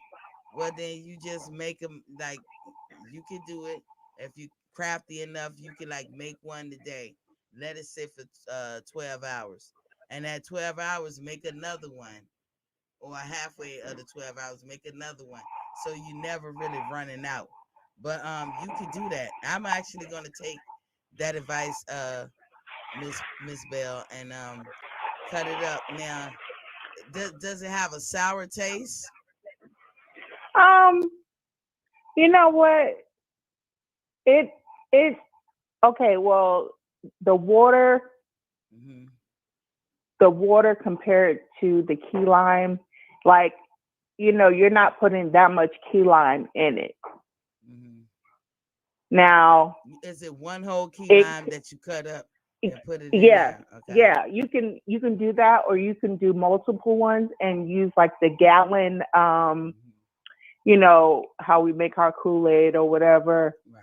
and put it in there and just let it sit. But like once it gets to the bottom Mm-hmm. and you have all those key limes and that little bit of water, it just takes one shot. And I'm telling you, all day you will be on that one shot of key lime, and it'll be just like you just took a shot of energy. Wow. She just gave y'all a recipe for an energy drink. I'm gonna tell you what else is good for the digestion. It's especially for the part in your gut, Mhm. inside your gut, that holds all the bad stuff in it. Um, Sea moss. Now that Sea takes a moss is strong really good for person to you do too. that. It helps your hair grow. It it makes your face glow. It makes you regular. Um, Just to eat I it mean, straight out of a can. it has so many good qualities that you can, make sure you put that. I mean, I wouldn't take it every day.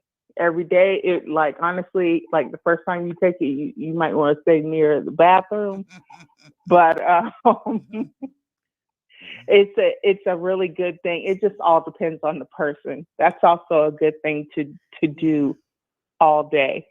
Well, So not all day, but just take one or take up to three, whoa, and it whoa, could be whoa, a whoa, whoa. tablespoon. You saying take one, or you saying pill form, or just you dipping your spoon in it? Oh no, sea moss is actually made like into a gelatin. Oh, Now, me, I have a texture problem, so like I have a hard time, swallowing it, but it does more good than it does bad. that's another It's thing, you guys. I'll That's I'll I'll send some pictures of it, but you can put okay. it in your smoothies and you Mhm. can cook with it, and I mean it's sea moss and it's made into a gel. So here's the thing, y'all. Speaking of, she saying sea moss. Now, everything that's natural, I can advocate.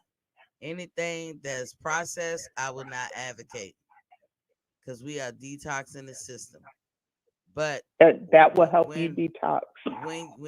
when you're done with your detoxing and you looking for substitutes, I have a show for that too.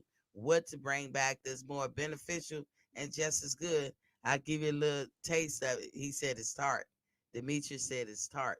But and see, I can't do it because it's bad enough. I'm going to try the lemon and the lime, the key lime, but I'm gonna It's see not my tart. People make nah. it like it just all depends on where you get it from. You can make it yourself Mhm. or you can get it from someone. They put fruit in it. They can infuse it with fruit and things like that. Like it's not that bad. I mean, even I'm like, ooh, because it comes from the sea. Of course, it's gonna at the very beginning it smell like the sea. Well, But I'm already out. people You know I'm already out. people are, they know if it tastes like the sea, you don't want it. That's me. That's So me. Once like when I lived in Japan, and I would go in 7-Eleven. Now, 7-Eleven, they're everything overseas is kind of behind the times for what we do, because we got Shell stations now and different little stop offs to get the little things that 7-Eleven used to do. I rarely even see a 7-Eleven, but in Japan, it's same purpose, right? They got the little food at the front and this, that, and the other. But you walk in there, they got candy on the shelves. Candy we eat. Their drinks, oh my God. Oh, it's so good. Especially this drink called limon. It was like their answer to our little sodas. But when you walk in, it smell like fish. Because some of those little meals that they got in the warmer, some kind of sea, something that came from the sea. And so when you're talking about Miss Bell, when you're talking about sea moss, I can tell you I'm out. I don't even do seafood now. Only thing I eat of seafood is crab legs. It's the only thing I would eat. Miss T, I promise you, I ever did you wrong or said anything I have ever suggested to you that you have tried? Has it ever been wrong? No, but I'm just saying, like for stuff that's I'm gonna send you some. I'm gonna send you one, and I want you to just try it, because it's not what you think it is. Now, like I said, it's a texture. If you can deal with it, I'm not a preservative person. That's the kind of consistency that it has. I'm not a preserved person, but you know what I'm saying? People infuse it with fruit. But it's not bad. It's not bad. I just throw it to the back of my throat and I swallow it.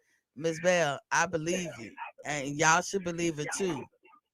But I don't do seafood because I have allergies to seafood. Period. Yes. Yeah, you forget. Like it's a lot of things I can't do that you guys can do. So for me, I have to go old school, hardcore, from the ground. So you Benadryl it out when you get your crab legs. But if she said it's decent, then and Demetrius agree with you, then by all means, as I'm saying that I only advocate on this show everything that's natural. I don't want to advocate nothing that's processed.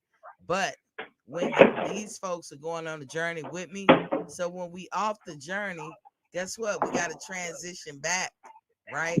So I have answers to the transition. But me personally, I won't do nothing to come from the sea. I barely can eat I barely can eat crab legs. I barely can eat that. Look, my allergies. Trust me, But I love me some crab legs, but I don't eat it either. So I mean, they're expensive, but every now and then, like I can't do it like every month or once a month or something like that. Maybe I can do it, but I normally don't even do it every month. It's like every couple of months. Bria said, "Hey, let's get some crab legs." I'm like, "Yeah, let's get some crab legs." And they do it up for you in the grocery store. Now, crab legs, I should have left that on the list as a meat because you don't gain a lot of calories with that. You really don't. A lot of seafood, you don't gain calories. But I want y'all to get in the habit of not eating meat, period. But if you're going to eat a meat, eat a bird. It says it. Eat a fowl, which is any kind of bird, a duck, a geese, which ducks are dry. I don't never want to eat a duck. Duck is greasy. It's dry to me. It's disgusting. I don't like hen. I'm not eating no damn duck. I don't know if you ever tasted a hen, but that is some disgusting meat. The Cornish hens? Wait a minute, the little Cornish hens? No, not the Cornish hens. The big hens. What's the difference in taste? Girl. Okay, so the Cornish hens is more like chicken. The big hens is like like the size of a chicken or like a turkey. Mm-hmm. But I don't know what it is. It has this tart taste, this tart smell to it. Like it, and I know it wasn't like expired or anything like that. Mm-hmm. It's just that's just how it smells. Now, if anything, I would be more of a pescatarian and like eat fish. I mean, even though you don't eat like seafood because of the shellfish, but do fish or Nah, they girl, have this. I'm stuck in They my have ways. this. Like, but when what she's saying, I want y'all to listen. I just can't do a lot of stuff. Y'all know I'm just particular. Don't go by Picky. just me. I don't eat, I don't do that. I don't do that. I'll eat tuna. That's the only seafood that I've eaten since I was a kid that does not bother me. And I know that for a fact. Do you eat it fresh? I can eat it without adding nothing to it. But No, do you eat it fresh or you just eat it like out the can? Have you ever had it fresh? Oh, I'm not sure what you mean, like in the sushi type setup. Yeah, it can, but you can also get it in tuna steaks. I've seen people do it. I've never had an opportunity to do that because I don't eat seafood that much. But the only Right. seafood I will eat, I love tuna. Matter of fact, they had to tell me to slow down. When I'm pregnant, I eat tuna like it's going out of style. I But did too. but I like to eat Not tuna. now, but Yeah, I I did. like to eat tuna with all the trimmings, the mayonnaise and this, that, and the other. But we're not doing dairy. So I can't do no mayonnaise. Cause you need dairy products to make mayonnaise. So I can't do no mayonnaise in the tuna. But remember I was telling y'all the other night that my daughter introduced me to mac and cheese and tuna. Like the regular mac and cheese, the Velveeta mac and cheese in a box. And then you know how to cook that. But then you put the tuna fish and you might put some seasoning on it, but you cook that too on the stove. You mix the two. Oh, when I tell you that mess is good. So I hardly ever eat mac and cheese. I've grown out of that. Like kind of like I've grown. Remember when you was young, you used to eat spaghetti and all that from the can? I wouldn't dare. I don't even know. I'd be like, what possessed my ass to eat that shit? Because as a kid though, your taste buds are different. Your taste buds have to mature with you. Um, the younger you are, your taste buds supposed to be profound, meaning you taste every nook and cranny of whatever the taste is in it. But that's why we have to puree our food and chop it up, make it like baby food. But the older you get, your tongue get kind of bland and dull to senses. And so that's why people have to add seasoning and stuff like that. But tuna fish never had a problem. It does nothing to me. I'm sure I can eat a tuna steak, but I've never tried it. I'm not against trying it. It's only been in the last, I want to say 5 years or so that I've been able to eat crab legs. Before that, I couldn't. I don't shrimp. I've tasted it. It doesn't do nothing to me. I can't bring myself to eat seafood because of the many times that I was in the hospital after eating it. So it's hard for me to even want to try seafood. You still there, Miss Bell? Yes, ma'am. I'm just putting myself on mute, like you said, because you didn't want any background noise. Oh, okay. Yeah. Oh, But I yeah, see. I mean, I remember when you had that one episode and it blew you up, your lips, your eyelids. Look terrible, didn't it? Go on and say it. I Hey, look like Martin with look, Tommy Kylie Hearns. Jenner she would have been jealous. Yeah. Look, that I look like Martin when Tommy Hearns beat him up. I be Oh, having the I be hitman having that her. type of reaction, y'all. But the worst is when my throat swell up, like my nose and that area is like itching, like right now. So I don't know what I did today. It could have been something as simple as pet my dog, But I took the medicine and the swelling is going down. It's starting to go down. But that medicine makes me real tired and sleepy.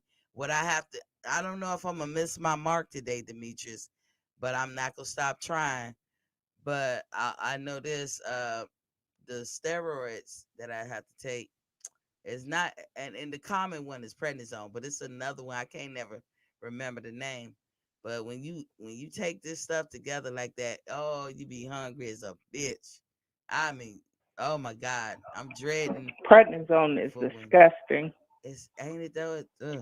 I don't know how you do that. I ain't got no choice. Mm. I mean, when my I hands would throw start it in the back swelling, of my throat. that's all you can do. That's what I do. If I didn't take what I just took right before I came on, because my show was actually late. I started it late because I could feel the shit kick, like the swelling coming out of nowhere. And I said, I Hmm. just did a dash and a scramble to find the three medicines, and I just took them. But normally I would have went to the ER. So if, like I always tell everybody, if y'all don't see me do the show, it's because I'm probably sick. Because otherwise I'll do the show. I do the show in pain sometimes. I'm always suffering from swelling. So when I tell y'all I'm on this journey, and mine's is so severe, like even being on this journey, I'm still gonna suffer. Like it's gonna get to a point where it's so minimal. But that's the best I can do. But there are times when I'm sitting here and my ankle is killing me, or my knee, or just something on my body is swollen. Y'all just don't see it, but I powered through it because work first, play second. That's my motto. But yeah, I ain't want to go to the ER today. It's starting to go down. But I'm telling you, when you have swelling problems, and we were discussing that on the show, when you have swelling problems, there's a reason. There's a reason. For me, I have an overactive immune system. So my body just thinks it's being invaded. So remember, I told y'all when you swell up, it's like basically somebody putting up the men at work sign all around you. So, uh, your white blood cells or whatever is needed to fix that area, it rushes to that area, but it can't fix it unless you swell it up. And the swelling, think of it as like a barricade too around something. Your body can't fix it unless they make it swell just in that area. So for me, it's a lot of pain, unnecessary pain, because there's nothing there. And so when the body go to working over there and realize there's nothing there, then I get the rashes. Then I get the dry skin, and then it splits like razor blades. Um, when I got back from Vegas, when I was in Vegas, I had probably 1,000 splits all over my body. And when I thought, like, I really thought I had to go to the ER when I got off the plane. But this is what I deal with every day. So when I be telling y'all, um, you might get to a point in your life where you don't got a choice. That's me. I don't have a choice. And people be like, you just always on this quest. You just always doing. I know it's not gonna work good for me as it'll work for y'all, but I know what I'm talking about. It's gonna work tremendous for y'all and at a quicker rate. For me, it's gonna work at a snail's pace, but it's gonna work. And I need to just, it might take me 3 months to get what y'all gain in about 3 weeks.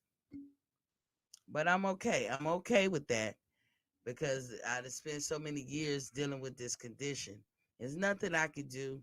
It doesn't, you would think when people have overactive anything, like people can have overactive metabolism, those folks that eat whatever they want and never gain weight. And you be thinking they could be thinking, this is great. If I'm gonna have a disorder, I'd rather for it to be that. And make no mistake, that is a disorder. It's not normal for you to be able to just eat whatever the hell you want Okay, I'm and sorry. never I'm gain. I'm here. You good? I was just talking. You need to say something? Oh, no. What did I miss? Wow. Oh, we was nothing. You can catch up. I'm just rambling. But I'm rambling about. I was talking about the swelling, and then I got into the overactive. Why I have a problem because I have an overactive immune system. That's one of my autoimmune disorders, and You have there's an nothing overactive what? immune system. Yeah, I have an overactive thyroid. So Yeah, I have an autoimmune disease too. I have Graves' disease. see, mine was hypothyroidism. Yep, mine is hyper also. So, It starts see, off hyper and then it can turn into Graves' disease. but see, I'm So, saying mine's is opposite. but Mine's hypo. There's hyper, and then there's oh, hypo. you're hypo. Right, I'm But hypo. even with hyper, Hmm. you can you can lose weight off of hyper. It'll kill your weight, but guess what? You can still have hyperthyroidism and still gain a lot of weight. Yeah, it's gonna do both. But when you young, it'll just most of the time you just be losing weight for no reason. You be like, God damn, let me. I told y'all, your body have to have a balance. It's like blood pressure. You can't have low blood pressure. You can't have high blood pressure. You got to find that sweet spot in the middle. Same thing with the I, thyroid gland. You don't want to be hyper. You don't want to be hypo. But I'm she gonna got tell you what's good for hypo, hyper, anything. Ashwagandha. that is a good ingredient, It ashwagandha. really is ashwagandha. Hmm. Even if you go in the store, let me know if I'm talking over you. No, you good. You good. Going in the store. I found this stuff called lemon balm grass, and you can actually chew it because the thyroid is your main gland. So like I lose sleep, so I have to rely. I rely on sleep meds, medicate, prescription sleep meds, Mm. and so I was in the store and I seen the lemon balm grass, Right. and I looked up, what it can help with. It can help with high blood pressure, Mhm. sleep. It'll actually calm you, and you can chew on that little piece of leaf, Mhm. and it will calm you. I believe you. That like my new motto is the old motto is let that food be that medicine Yeah, because everything that comes out the ground and come off the tree is some kind of medicine. You just that's what gotta it was meant for in the first place. hmm you gotta engage with it like aloe plants that be like Yep, a I have dollar and aloe, something. If y'all have problems with growing your hair or hair problems, you can rub that skin stuff. problems. Skin problems. You You can you go in also the eat it. store and You can buy. ingest it too. Yeah, you go in the store and you buy aloe, whatever, like the bath stuff or the lotion. But that's like $3 to $5.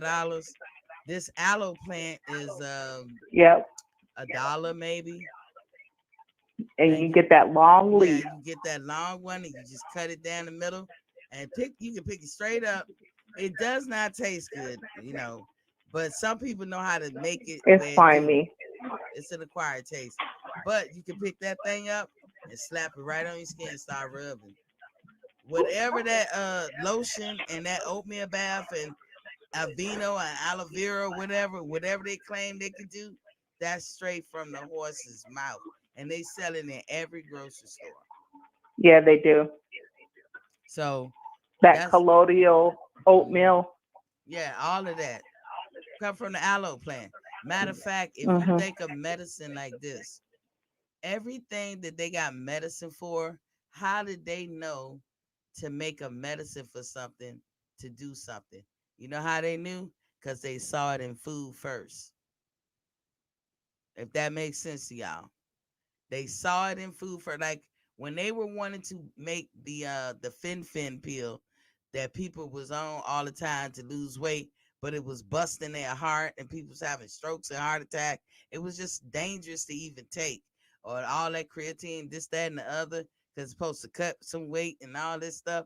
Well, your body naturally makes creatine, but it ain't gonna do it if you're not balanced. If your body not balanced, your body naturally makes a lot of these GNC products that you go buy on the shelf. It just naturally makes it, but it won't do it if it's not balanced. An imbalance anywhere is a balance somewhere is an imbalance anywhere.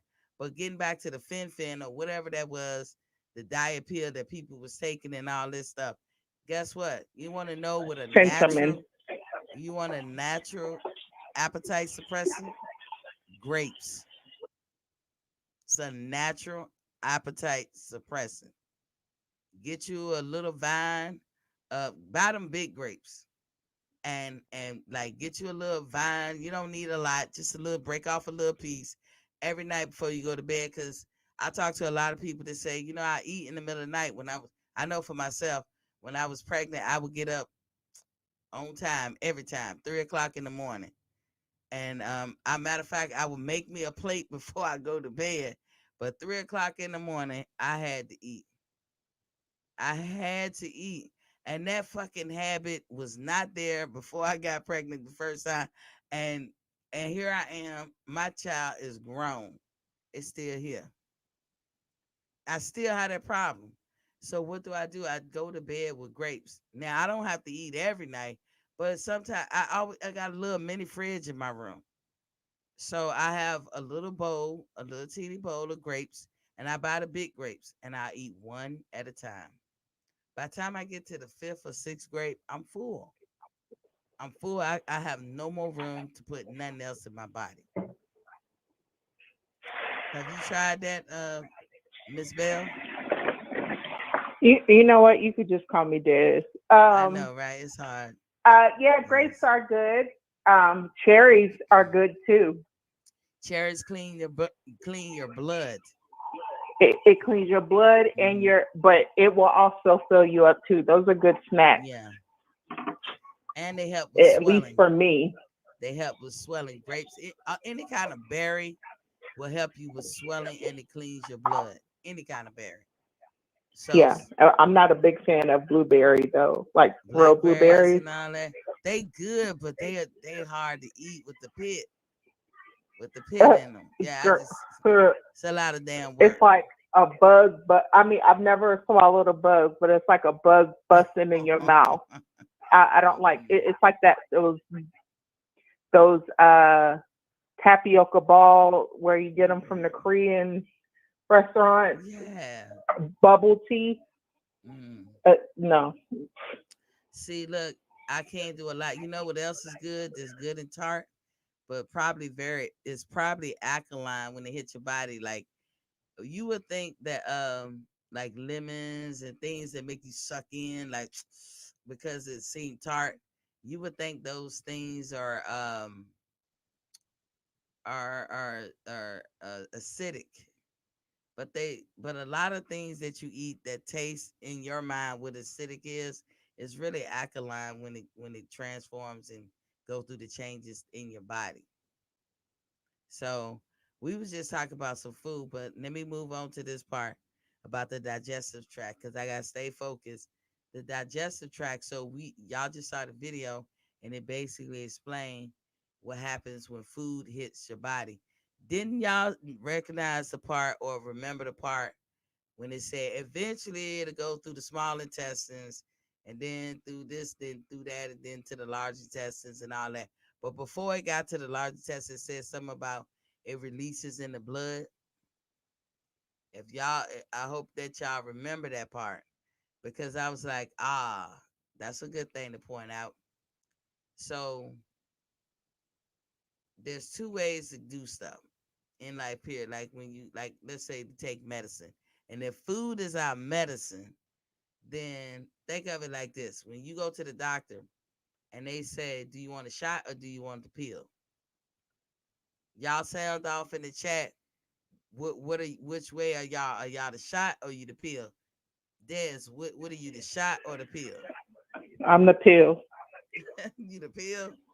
I know it takes a while to digest and whatever, but I don't trust shots like that because they can put other stuff in it, just like I mean, just like There's just now, like a now pill, they put it's definitely other stuff in the pill. It's just like a fillers, pill, but it'll hit you quicker with the shot. most definitely. And they don't have to mix the shot up with anything.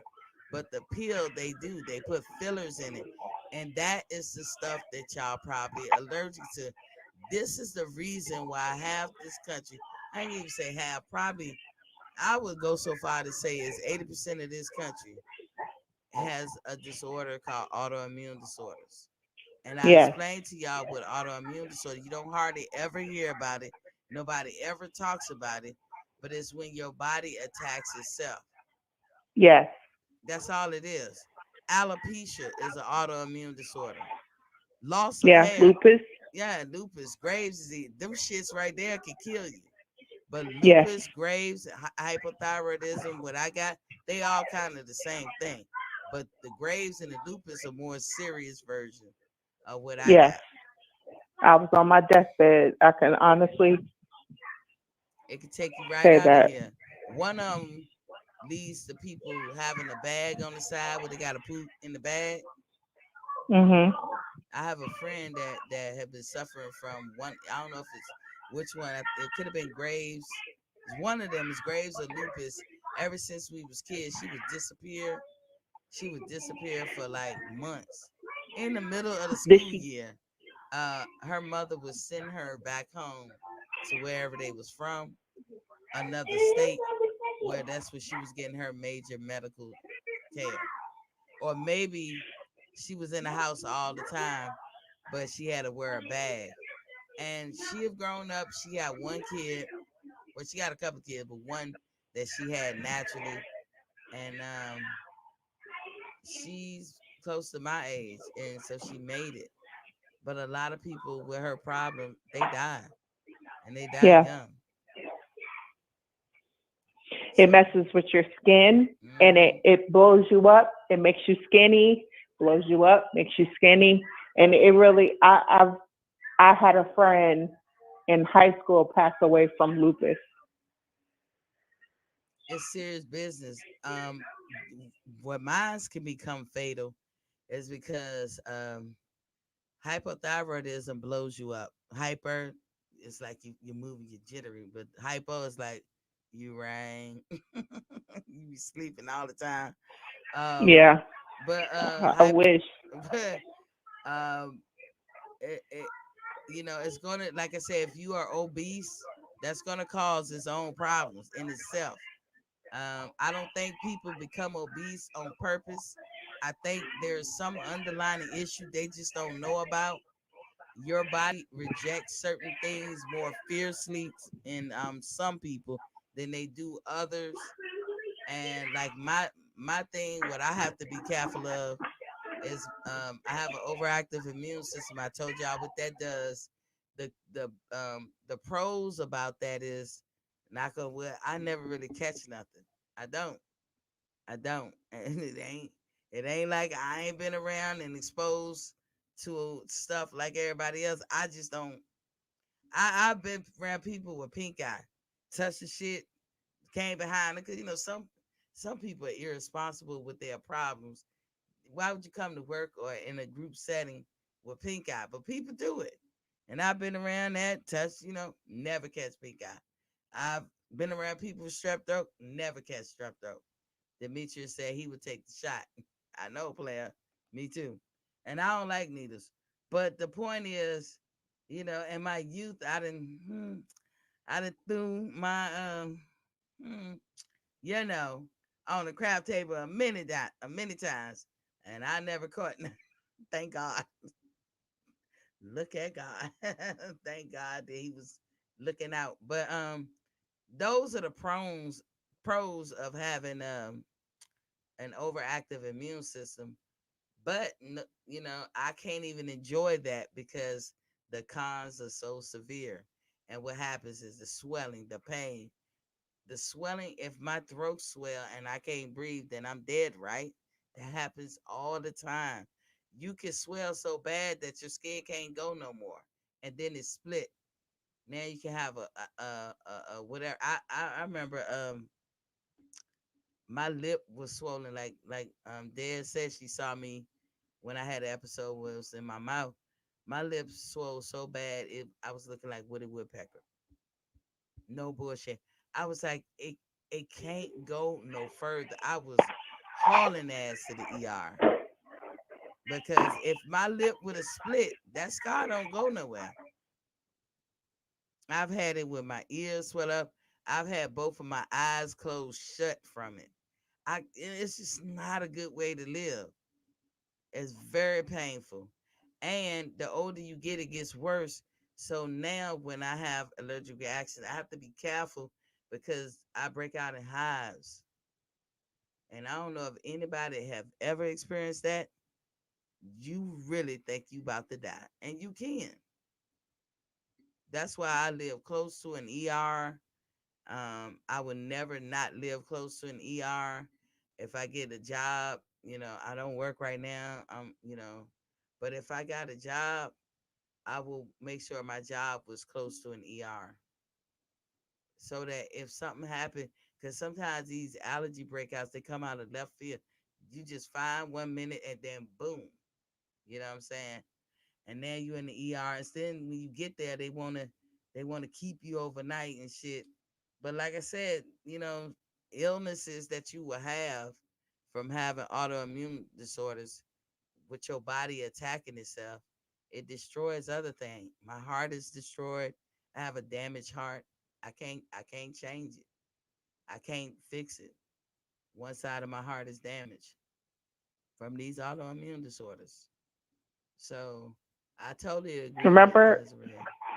remember I told you I suffer from thyroid eye disease, Mm-hmm. where it makes my vision blurry, my eye, it puts a lot of pressure on it, Mm-hmm. and it makes them red and puffy. And it's like your eyes will start bulging out of your head. That's true. Those kind of disorders make your eyes bulge. It's like a lot of people had I keep saying a lot of people suffer from autoimmune disorders. They don't even know it.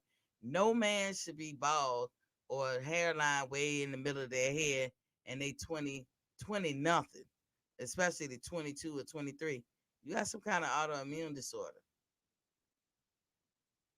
Other things that men don't seem like It's they called suffer a lot. male pattern baldness. Yeah, but that's a skin problem, believe it or not, because hair grows through skin. You know what I'm saying? A lot of people go gray early. Yeah, that's what you've been eating. Because gray hair is nothing but an air bubble in your follicles, in your hair follicles. That's all gray hair is. I did not know that. Oh, me And neither you know till what? I don't have any gray hair. If I do, I probably have three, and I'll be 40 in January. there you But I go. have friends, their hair just nothing but gray. It's genetic as far as you're either prone to it or not. Like my mom was gray early. My brother is out of the two of us, seemed like he took after her more, but then Butter, but then me, I hardly got gray. I got a few couple of hairs that have come in recent, but I hardly got gray at all. I mean, look at my eyebrows; they black. Um, I hardly get gray. And I'm gonna have a slow process, but that's the way your genetics can line up in you. If your genetics make you prone to something, it's prone to something. But it don't mean you have to have that problem. But some people got darker eye color, and it should be lighter, but because of what you eat, that's what happens. I've known a lady who changed the way she ate, and her eyes actually got this beautiful blue, like ice cold blue, beautiful blue. And she said, "Girl, I've never had blue eyes in my life." And she attributed it to the way because she totally revamped and changed the way she ate. Some people they used to even say that if a person was sick, most illnesses start in the colon. Well, what's that telling you right there? If that is true, then it's the food you eat. So the I point believe is, that. yeah. So the point is, finding your health in you, finding out what makes you tick. Yeah, me and Des are women. We got the same body parts per se, but they just don't work the same. You men are men. Y'all got the same body parts, but it just don't work the same. Some people in this world reject this Western diet right out. Their body's like, I'm not having it. I don't like it. I don't want it. Plus, the human body is not built to run off it. And so I can be clear, it don't want it at all. There's nothing in the human body that is built to take in that type of crap. If it come out the ground, it fall off a tree, that's all you're supposed to eat. I know that's hard to believe for people, but it's a fact. You're only supposed to drink water. But Miss Des has taught us a little trick to the trade. Some of you probably already know it, but Des, I'm telling you, if I don't be knocked out, now I might have to get somebody to drive me to the store because I can feel it, that medicine. But I want to go get me small enough containers that can fit into my mini fridge, and then that way I could cut up some fruit, and I'm gonna probably give me like I want to say like 5 big size containers, as big as my fridge can hold, and then I'm gonna put some water in it, like buy me a gallon of spring water, cause I only do spring water, and I say to people, I'm not telling you don't buy distilled water, cause I don't want no food companies coming after me or nothing. There's a time and a place for distilled water. Drinking it, if you want to see why I said, buy yourself a plant, feed your plant the distilled water. Holler at me in a week. Well, I tell you, would it kill you right on spot? No. Most of this stuff ain't gonna kill you right on spot, but it is killing you. It is killing you. And it's causing problems that you just ain't connecting the dots. Now, for the first time in 20 some years, I'm growing hair on my sides. See, that was gone. You know what? You know what, Miss T? I have a challenge for you. Long as it's So you have natural. an upstairs, downstairs, right? Yeah. And you say you have a fridge in your room. Hmm. For one whole week, I want you to take that fridge out of your room. Hell to the no. I'm gonna reject that challenge. I have to have cold water. If I go downstairs, I'm eating. That was my issue. Cause I eat in the middle of the night. So I come upstairs, I got the fridge. Cause most of the times what make me get up and want to go downstairs because I need something to drink, like water or something. I get downstairs, Mm-hmm. I'm at the big fridge. I'm at the big dog. Mm-mm. I'm eating. That this I go say just yeah. a week. I say just a week. No, I can't do it. It's gonna That revert me. way, I mean, that's exercise. You're going up and down them steps. But in my diet plan doesn't require exercise at all. I'm serious. I'm serious, and I don't advocate not to exercise. Exercise has its place, and one day we'll do a show all on exercise because everybody know I built my garage into a gym. I'm a beast in the gym. I love being physical. Period. Um, Before I had and full disclosure, I had a heart attack when I was about 45, 46, and I had a minor heart attack, but a heart attack nonetheless. Now, I don't think it was my time to have a heart attack, but what had happened is you go to the VA, and for some reason, the medicine that they was giving me wasn't done properly. Wasn't done properly and wasn't given in the proper dose, or I can't, they told me at the hospital. Now, mind you, I juice all the time. I juice all the time. And so therefore I'm a person who has great cholesterol. My cholesterol is where it's supposed to be. Like damn near like when I was young. Um, I don't have no coronary blocks. I don't have no plaque buildup in my arteries or veins. These are the things that cause people to have strokes and whatever. But my heart is damaged from when I had thyroid um, cancer. So my heart was damaged 25 years ago. It's never gonna be repaired. So I have to make sure I take care of it. I have no problems with my heart other than that. And the damage can make me have a heart attack or stroke. So I have when I told y'all you could get to a point in your life where you have to do something, but it was the medicine, which they quickly took me off because what the medicine was doing, it depleted my electrolytes. So it depleted my magnesium and potassium really quickly, and that sent me into a heart attack. And I'm gonna tell you, I just the experience. I don't know why the heart attack is one of them things, and I can't explain it because you see it on TV, but it's true. You want to keep that hidden. You want to keep it a secret.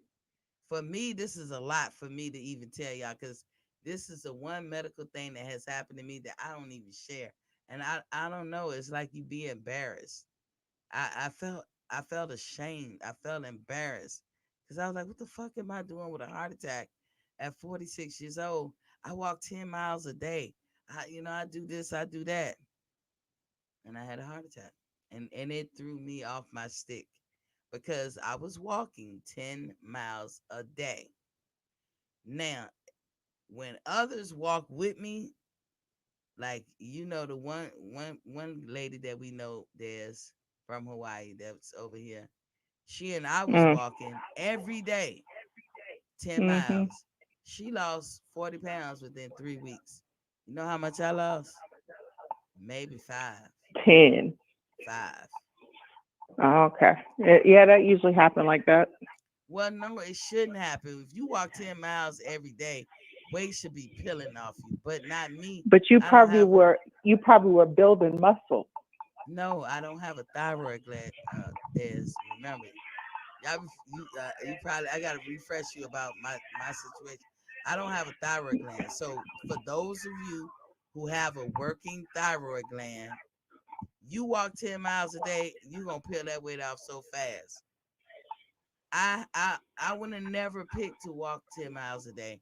I just know I can't be the girl who walked 3, 4 miles a day like everybody else and get favorable results.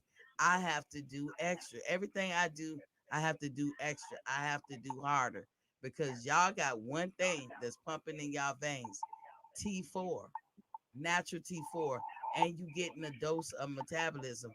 I get none of that.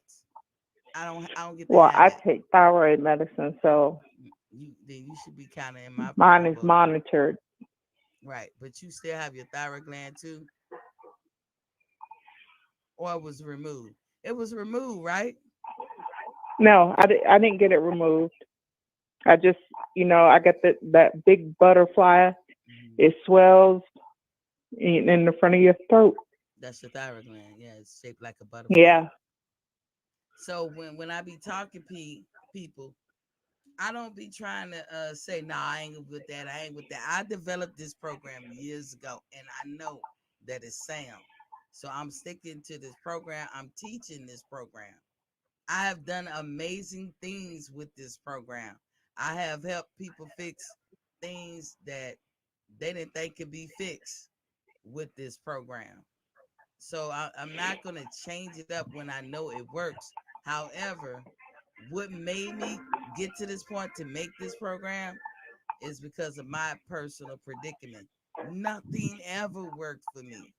I didn't tried every diet known to man ever since I was in my 20s up to now. Nothing worked. I have always been in the gym. I would work out back when I was active duty. I would work out 3, 4 hours a day. You would think I look like Jillian Michaels. Nope. I was barely making the cutoff, like 3% to spare just to stay in the military. Why? Because I don't have a thyroid. It taught me one important lesson though. Do not take for granted your thyroid gland. It's like the most important gland in your body. It controls your hormones for the most part. You got other organs that control your hormone too. But when it comes to metabolism, if you ain't hear nothing else, because I know people keying in on that word. When it comes to your metabolism, if you don't have none in your body, you can work out 20 hours a day. Ain't shit gonna happen. Nothing. You won't drop nothing. But you can look at a cake and put on 2 pounds. I mean, it'd be just that easy. Like, not literally, but I'm just saying it's that easy to gain weight when you have thyroid problem. But you can't lose weight. Now, some people have a thyroid problem and they don't have this problem. I met a woman that was just like me. She was 500 pounds or more. And it was killing her. Her life story didn't end well. It was killing her that she was 500 pounds. Because before she had a thyroid problem like me, where they had to remove it and kill the rest with radiation, she wasn't that big of a woman. She was a regular sized woman. She's married, she's young, she had a kid, and she's trying to be, have a life. And we were in Spain, and I met her, and so I started meeting all these young women because back then when I had it, it was rare for somebody that age. Most women who had thyroid issues be like the age I am now, but not at 24. So the hospital will put us in touch with other people that was just like us. And we would like meet up, not all the time, maybe once a month, and just like vent or talk to each other like, are y'all having this problem? Have anybody figured out how to do this? Because it's not like they tell you at the hospital. They just be like, oh, you got a goiter in your neck. Let me see. That got to come out. They yank it out, then they kill it with radiation. All right, we're gonna give you these pills. You'll be all right. They Yeah, don't, yeah. no, and I didn't let them do that. I was like, no, because I do. I sometimes if I don't take my medicine or I don't have enough. Yeah, my goiter pops out. Mm, It gets swollen. A lot of my pictures, you see it, but I'm not gonna let them take it out because well, that's your main gland. yes. I mean, it has to be able to control it. Come back and you fix itself. It has to. Yeah. It can, but you have to feed it. There's a lady who got a video out where she was talking about she had the same problem. And they was telling her hers was cancer. Cause like there's things that they could do to test whether it's cancer. Some Yep. people that test come back and it's either or. They check to see if it has nodules. Well, the nodule is the big like knot or the cyst in your throat, but they have to cut that or get a piece of that so they can see if it's cancerous. So for me, whenever they would, they had this gun, and this was 25 years ago. They had would look like a little gun, a makeshift toy gun. That what it looked like. And at the end of this gun, they had a bunch of needles. It was a big circles and a couple of circles, and they had a bunch of needles. And the needles will penetrate your skin, but it'll pull some cells out. They didn't need a lot. And so they put this shit on my neck, and just would shoot me with this gun. My ass, my test would come back saying follicular cells. I'm like, okay, what that mean? They was like follicular cells is either cancer or not. It could be either or. When I tell you they every test they ran a whole lot of tests, and they all came back follicular cells either or. So they said the only way we can get past this is to pull it out. But what they didn't tell me is you can't put it back in. So my young ass dumb, I'm like, yeah, go ahead and pull it out. I'm thinking they'll put it back in next week. Girl, I actually thought that shit like, I'm yeah, take sorry, it you out. stupid for that one. They'll put it back in next week. All right, yeah, just make sure y'all don't fuck it up. Hurry up, do what you gonna do, and give my shit back. Girl, it wasn't until they took it out. Let me tell you, I had to learn how to walk again. They didn't touch my legs. I had to learn how to walk. I had to learn how to talk. I couldn't even swallow water. I couldn't swallow a drop. I had to learn how to, because when you eat, you suck, swallow, and breathe. I know that sound perverted, but that's basically what you're doing. Suck, swallow, and breathe. Is we have the ability to do it all at once. If you think about what a baby doing, they suck in a bottle, they breathing, and they swallowing at the same time. You suck, swallow, and breathe. I couldn't do that shit. A drop of water will have me choking, like it could fuck me up. So I had to learn how to do all this stuff. But I was like, why my legs don't work? I don't know. I don't have an answer for that. But I went through all of that. I had to learn how to talk again. I couldn't. And matter of fact, I could date. I could tell you, I know the date specifically, but do y'all remember when President Clinton, he was president and he had to have some kind of major work done medically, and they rushed him to Bethesda Naval Hospital, where the room that they performed that surgery in, I rode right in there after him.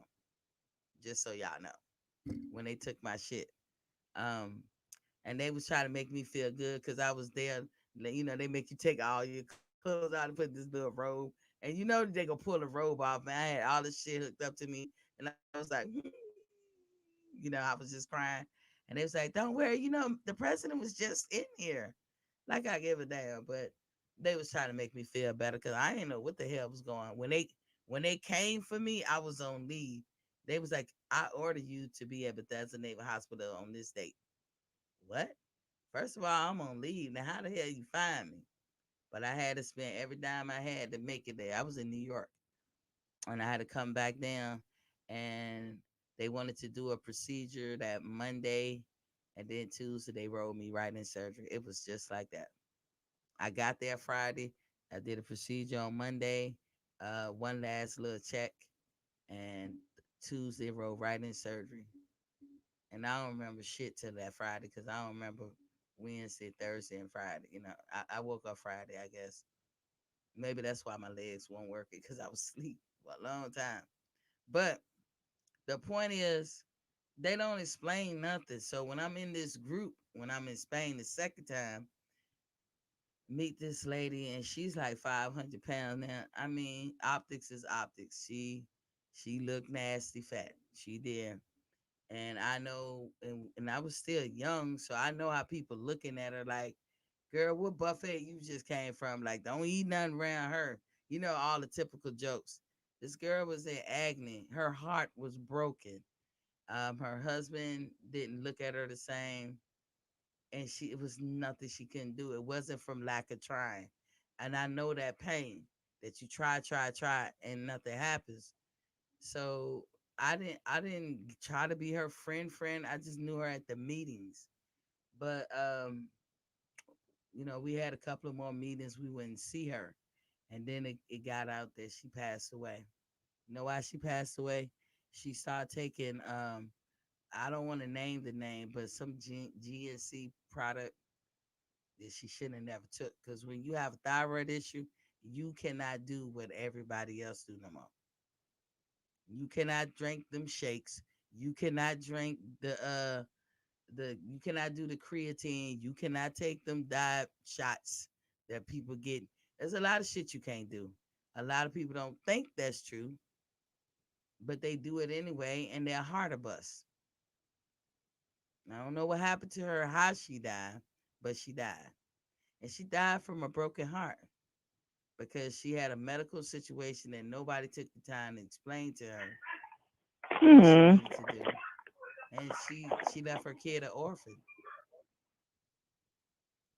I mean, I would be tired too. 500 pounds, you're not eating that side. You don't eat that weight. You ain't ate to get to that weight. And you don't know how to fix it. And they're not telling you. All they care about is she living every day. If we give her the Synthroid and she takes it, her body gonna register that she got T4 in her body and she'll live. But her quality of life, nobody gives a fuck.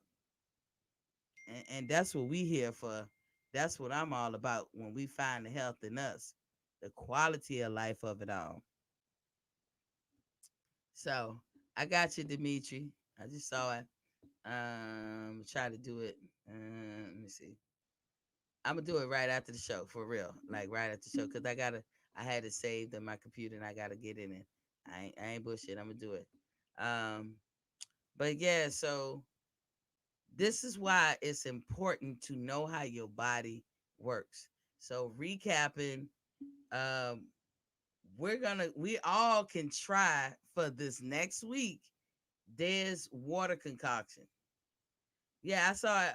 I saw it, Dimitri.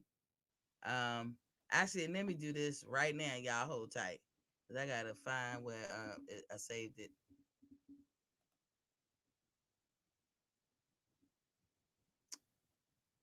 I got it. I see it right there. So hold up, hold tight, y'all. I gotta send Mr. Dimitri something. Okay. Hold tight, y'all. But there's, you want to speak on something while I'm getting Mr. Dimitri straight. No, like I enjoyed the session. No, we ain't I'm done. gonna try, to drink water. My husband, he always talk about how I need to drink water all the time. Um, and like basically when I don't feel good or I'm tired or I don't want to do this, he always be like, "What? How much water did you drink today?" He drinks like 2 gallons. Wow, He y'all drinks hear that? water all day. I mean, and his weight just came off Told, like that, told and that y'all, was just from water. told y'all. But he eats a lot. Like he eats a lot when he does sit down, but the water pushes it all out. Yeah. Now I do want to say this though. So my mom, uh, anytime someone is sick, like you have a cold, you have a flu, or a person's breath stinks, she would be like, "You need to take a laxative," because she says that it's your bowels backing up in your mouth. Now, if that's true, Say I that don't know. again. Hold on, hold You're on. right. What you Everything say? comes from the stomach. Everything. What we have heard? Did you get it, Dimitri? What we have heard is every illness that you can have. This was a saying years ago that you can look in your colon to see that. Like every illness. If you want to know what every illness is, look in your colon. Or the saying was, clean out your colon, and Mhm. then you will start to feel better. Mhm. Well, that was true. But like when I started this program, what it was, Des, is that we have all this information. It's not like nobody's hiding it from us. All in this country, we have all this information, but somehow we don't connect dots.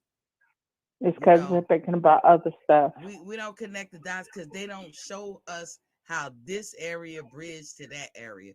First and foremost, the food pyramid. Nobody wants to tell human beings that human beings are not carnivores. So they tell you we got canines, but we don't have real canines. None of us do. Go look in the mirror.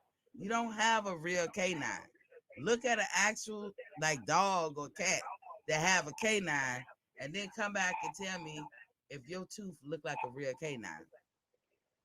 But it look more like a canine than the other flat teeth that you have in your mouth. But human beings are herbivores. We are not carnivores. Anything that have eyeballs, a spine, and has feelings, you don't supposed to eat. If you I really want to believe see that. that and work, look at a baby. When a baby get off milk, watch how the baby reject meat. And most babies. Now there are some kids be like, give me that meat. Cause nothing is an absolute, right? You do got people who just can eat and like to eat. Nothing is an absolute. But we are not supposed to eat it. But we eat it to quench our hunger, issues or Yeah, whatever. And then you get used to it and you think there's not gonna be a problem. When an animal is scared, what happens? Fight or flight, right? adrenaline pumping. You think you should eat meat that got adrenaline in it? Well, Miss T, how does the meat got adrenaline? You think them cows don't know that they being slaughtered? They know. Hold on. Girl, Mm, them, I'm nosy. I have friends that work for like chicken companies, Hmm. and them chickens are aggressive. The chickens are grass fed. You said? No, they're aggressive. Yeah, And the thing is though, chicken is like one of the nastiest things that you could ever eat because they eat any and everything. it is. But they tell you if you going to eat. That's why I say our preferred bird is in this country is chicken. But it'll tell you they'll I'd say rather eat vegetables. they'll say if you're gonna eat a meat, eat a fowl, like FOWL, a fowl, which is saying Mhm. another word for bird. And you can eat any kind of bird. The Mm-mm. preferred bird in America is gonna always be chicken. But if you're gonna eat a bird, I mean, but it's up to you. You can eat the turkey. Let me tell you, that's some good eating. When I I don't do, eat turkey. when I go back to eating turkey legs or turkey wings, not every day, but red meat, I'm No. done with. I'm done with it. I'm done with it. It does a lot of harm than it do good to everybody, but especially black people. Why do I say especially black people? There was a time, black people, we in general couldn't afford these meats.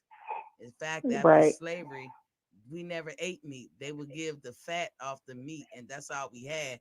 That's why we knew how to season up greens and turnips and collards and stuff like that. All you ate was shit from the ground and that fell off the tree.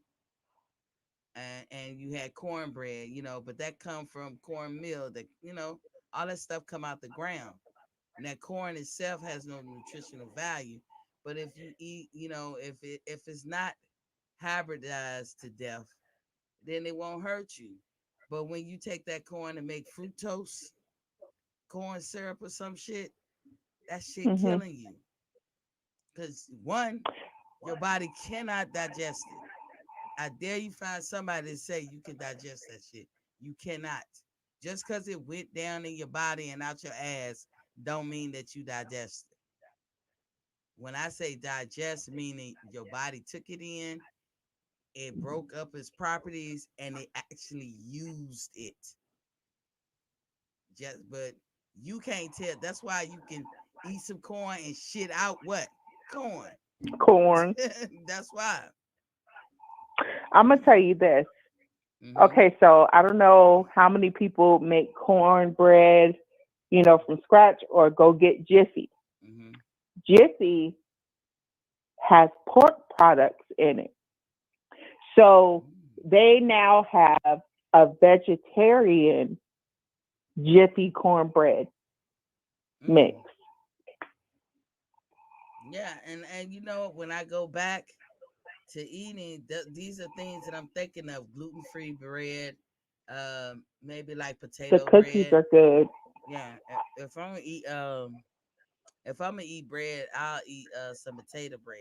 Sorry, yeah, because I'd rather have potato bread than white bread and wheat bread. Hey, who grew up on wheat bread?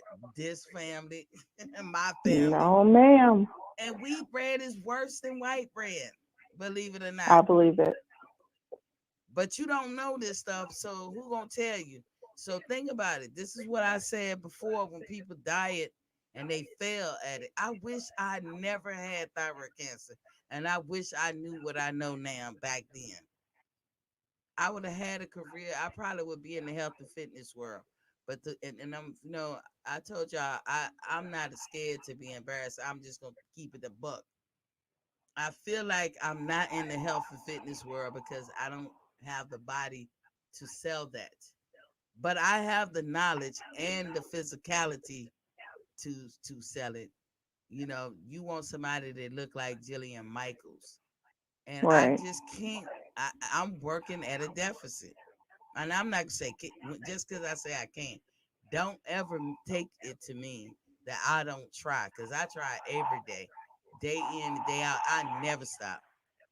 And people like, damn, that's all you talk about. That's all you do. You know, when I'm on some shit, I'm on some shit.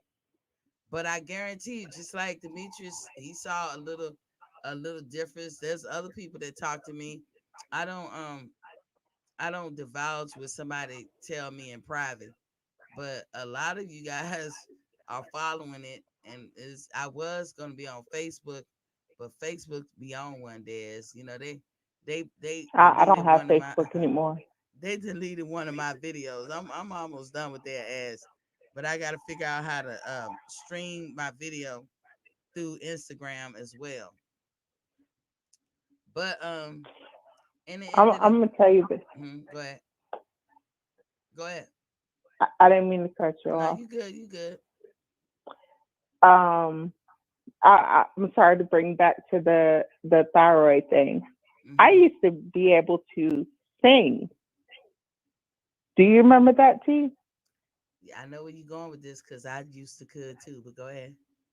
I used to be able to sing, but because of my thyroid, Hmm. it messed up. It my I could hold a tune, but it's nothing like it used to be. Yeah, you have no control of your voice. Do Nope. anybody know how it feels? And what she's saying is true. This is the part that drives you crazy. This is what I say, your quality of life. Do you know how it feel to supposed to have the authority and know how to control something when it comes to your body, but you Mhm. can't? I.e., she can't sing because she can't hold, carry the tune or hold the note properly or go up and down in the octaves. Same thing happened to me. And then to make matters worse, I was smoking that shit one time, and I think I burnt the hell out the back of my throat with a little bit vocal cords I had left. But remember, the thyroid gland is a butterfly shaped, mushy gel substance That's your like main gland. in front of your neck. And most people, it is all intertwined in your vocal cords. So when they pulled it out for me, they was able to take off like almost majority of one side, and they had to kill the rest with radiation. Why? Because it was all intertwined in my vocal cords. They tried to, and I'm gonna tell you how easy it is to damage a vocal cord. Y'all see this? Let me put this down. I'm gonna show y'all how easy it is. Say this is the vocal cord in your neck. All you got to do is touch it like this. You will damage it. You probably couldn't talk for a week just by doing this. And see how softly I approached it. The vocal cords are very, very highly sensitive things inside your body. And people who got thyroid gland removal, like I did, thyroidectomy is the proper name. Um, they touched that. Remember, I told you I had to literally learn how to walk and talk and swallow again. I had to. That was no bullshit. I could not walk. I was like, why my legs? Like my legs, shawty. I'm telling you. And then swallowing a drop, like a drop of water. So it was hard. Like, and I was getting dehydrated. That's why I had to stay in the hospital for a little bit because they had to give me water through the IV. I'm telling y'all, it's not no joke with that thyroid gland. My voice is raspy. Sometimes, I think my voice was gonna be deep anyway, because in my family, if y'all heard Butter talk, I talk. If we was on the phone, y'all wouldn't even know which one is talking. And then don't throw my mom in it. We all three of us sound just alike. But I think people's voices get deeper as they get older anyway. But then there'll be times when I get on here and my voice will be raspy and deep. It's from the thyroid, just like Des said. That's what you have, Des, right? Yes. It Uh, like I said, it makes your hair fall out. yes, that too. It eats your muscles. So That that's too. where you had to learn to walk Oh, because okay. it doesn't it's not necessarily fat that it eats, but it eats your muscles. Which ain't good. I'm 24 at the time, and I had to learn how to walk again, like literally That's standing up, crazy. like And I did not even know shaking. that. Yeah, It yeah, I makes had you to. darker. It does. It makes your skin feel funny. Your Hmm. heart beat out of control. You sweat a lot. I have an enlarged heart now. It's damaged. Yeah. My Hmm. heart was beating so bad they had to give me something to slow my heart down because in the middle of the night, I mean, I because your heart is beating so fast, that's your adrenaline. So it's Hmm. taking my sleep away. So this one time I was up for 9 days straight, Yeah, and that could kill you right delirious. there. You become, how if as adults, adults can't handle fevers like children can. Children can be like Right. at 103, 104, and they feel icky, but they can make it a little bit better. But if an adult, if I tip the scales at over 100 with a fever, I'm already I'm starting to see something. I'm like Mikey Garcia. I see something. If I'm at 101 or something like that, I'm done. I'm sick. Don't be at 103. You got to hospitalize me. I cannot handle a fever. I'm gonna answer your question in a minute, Dimitri. But yeah, it does that. Like I'm glad, I've had it for so long. I be forgetting all the symptoms. But she right. This is fairly. It ain't 25 years with you, right? This is what? How many years? Des, you still there? I'm sorry, what was Uh, that? What was that? I said the thyroid issue you got, it has not been 20 or so years. How many years since when you It's first? been since 2011. So it's been 10 years. And I also had a baby Hmm. while I was on my thyroid medicine. I mean, I was just only belly Hmm. and I didn't gain that much weight. Yeah, it makes But it yeah, hard. it does. It puts you in pain. And they say a pain reliever, like they put you on, they said fentanyl is supposed to be the medicine for your pain. But that's not good to take all the time. I look, you already know the backstory on that. I've never taken it, but I've known, I've a lot of people have passed away from that. What's crazy, when I was pregnant with Bree and I needed pain medicine, they gave it to me twice because I begged. Back then, let me tell you, only in recent years can I take pain. Like I could go get a needle and be like, just hurry up and do it. Shit. Don't linger with the shit. But back in the day, nigga, you had to hold my ass down. I couldn't take no needles.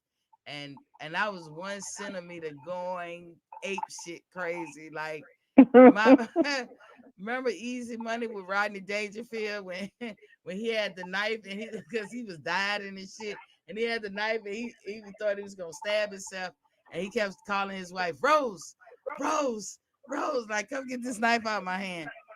My nurse was named Rose and I was like Rose, Mm. Rose, Rose coming there. She said, I gotta ask the doctor. So she asked the doctor, and they this is all after the thyroid. Because one thing it do, it makes it hard to get pregnant. Remember, to get pregnant, that's a hormone thing. It If you does. don't have a hormones thing going on, I'm not saying you can't get pregnant, but it's hard. I always say when I do die, I will meet my other children because I've had many miscarriages, many. But y'all don't hear me talk about that. Like there's no me for You them had ass many what? miscarriages. Mm. I've never told Des that. I don't really talk about it. No, you haven't. But when I get to heaven one day, God willing, I'll meet my other children. But another thing with having a thyroid gland that doesn't work, or in my case thyroid cancer where it had to be removed, you can't carry children. You have miscarriage. You just in the baby make it feel you're just not adequate for whatever reason. But I was fortunate. Like when I y'all always hear me talk about my daughter because that's my miracle baby. And so Yeah. they gave me the fentanyl, right? And the fentanyl, it was hard, took the pain off. I was like, ooh. And I was overseas. No, my family wasn't with me. So of course I'm on the Mm. phone with them, calling them. And Rose came in that bitch. And she was like, Miss So and so, I gave you that for so you can sleep. You know what? You ain't getting no more. I was on the phone with my mama. I said, all right, I gotta go. Bye. Click. Bitch, don't threaten me. Don't threaten me, They gave me Rose. morphine. Yeah. But yeah, you it's a, it's a domino effect. My issue and Dad's issue, we both got thyroid issue. You don't want them But ours problems. is the opposite. Yeah. But y'all don't want the problems. I see people taking shit that I know will fuck up your hormones. First and Mm-hmm. foremost, first rule of thumb. If your body doesn't naturally, don't dare take something that does the same thing your body do naturally. Let me get Demetrius what he's saying. Let me answer here before I go into that. He says so whole grain with oatmeal is worse than white bread.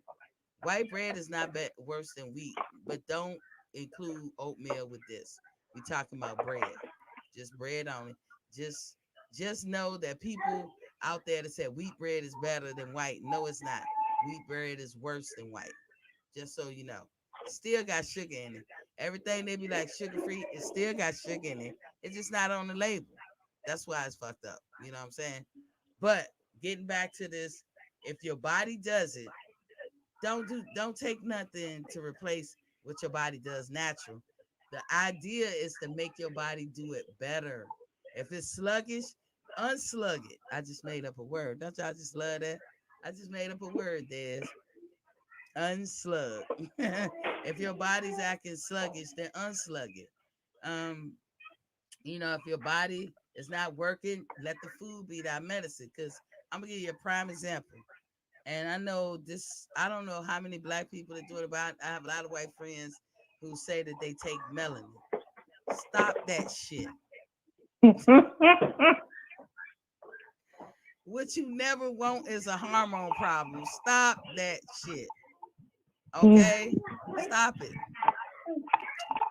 The reason, and then I'm gonna throw another nugget out at you.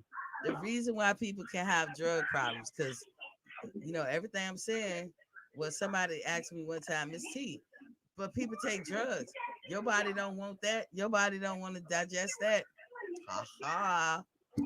Your body has weed No, she receptors. didn't. It has cannabis receptors.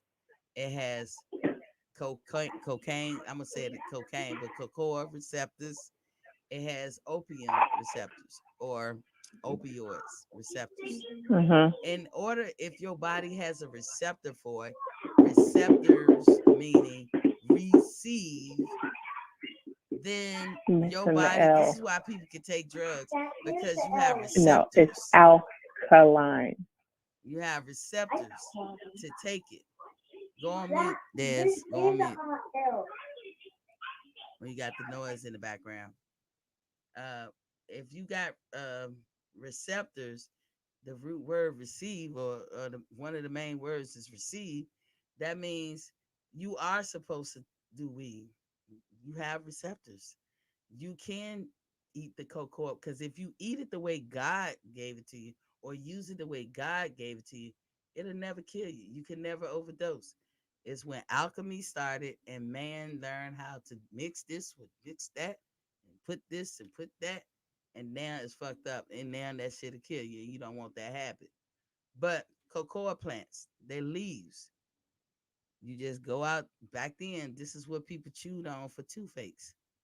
This is before dentists.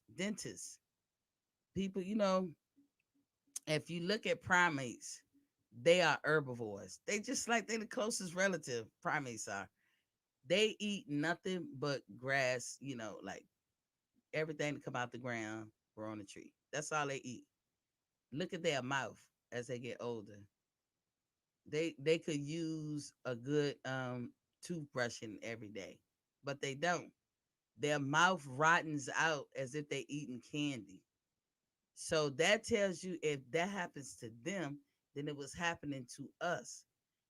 But back in the day, centuries ago, before there was a dentist, even if there was a dentist, you had to be a person of higher echelon in the community to even get seen like that. But the average layperson was never getting their mouth cleaned and seen and fixed on and everything. So when you had pain, you know, just like everything that can happen to our teeth now, a lot of us don't go to the dentist enough. But when you have pain, you'll go right over to that tree, pull the cocoa leaves, and put it in the back of your mouth like tobacco and just chew on it. And it took away the pain. It also has healing properties. So does weed. Same thing. Y'all know what hemp can do and all this stuff, all these amazing things it can do. So did weed. So did opioids. Opioids grow best in mountainous regions, preferably in Afghanistan. Why you think everybody over there fighting?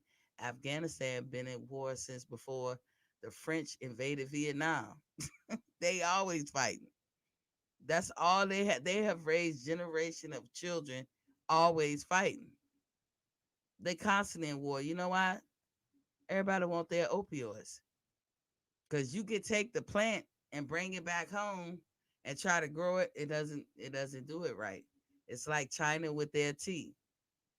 However they grew their tea, they have one of the biggest espionage thing that ever happened during the Silk Road, or the trade. That was the name of the trading route when we were basically back then on a barter system, the trade route throughout Europe all the way to China. The espionage was people trying to sneak in, trying to figure out what is in this motherfucking tea. How did they grow this tea? Because drinking tea is big business in Europe.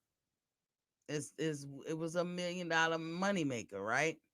And China had this was the sole proprietor of that whole operation. But people wanted to steal the plant because they know it came from the plant. Tea comes from a plant. Grab the plant, bring it back to where they at, plant it, and grow it themselves. But they didn't know what plant. They couldn't identify. China, being the sneakiest they was, it was way deep down in the jungle. Like, it ain't. It's like you got to take this plane to that area, that boat to that area, and then you go take a car, then you go take a bus, then you go take, and by the time you get off, and they be like, okay, it's down there about 50 more miles. They be like, people know you ain't from there because you don't look like them. And people snuck in there some kind of way with the help of some unloyal folks and got the plant, and it was taken out, and Europe was like, yes, we don't have to buy this shit from China no more. And it didn't come out the same. They could not recreate that taste. But lo and behold, so many years later, China was poison. It had poison in it. So they were slowly but surely killing them folks. Maybe that was the difference in the test. The taste. You know, you just never know. Skin so soft. Skin so soft products. Avon sell them. It's a good product. When it was invented, it was supposed to be a bug repellent. People don't use it for that now. It was a bug repellent. Yes, But I do. oh, you do? I do too for I still do. I mosquitoes. use the toxin sensing. I use it for insects not to get on me, but I also love the smell. Yes, the pink one. I love the regular, the original one.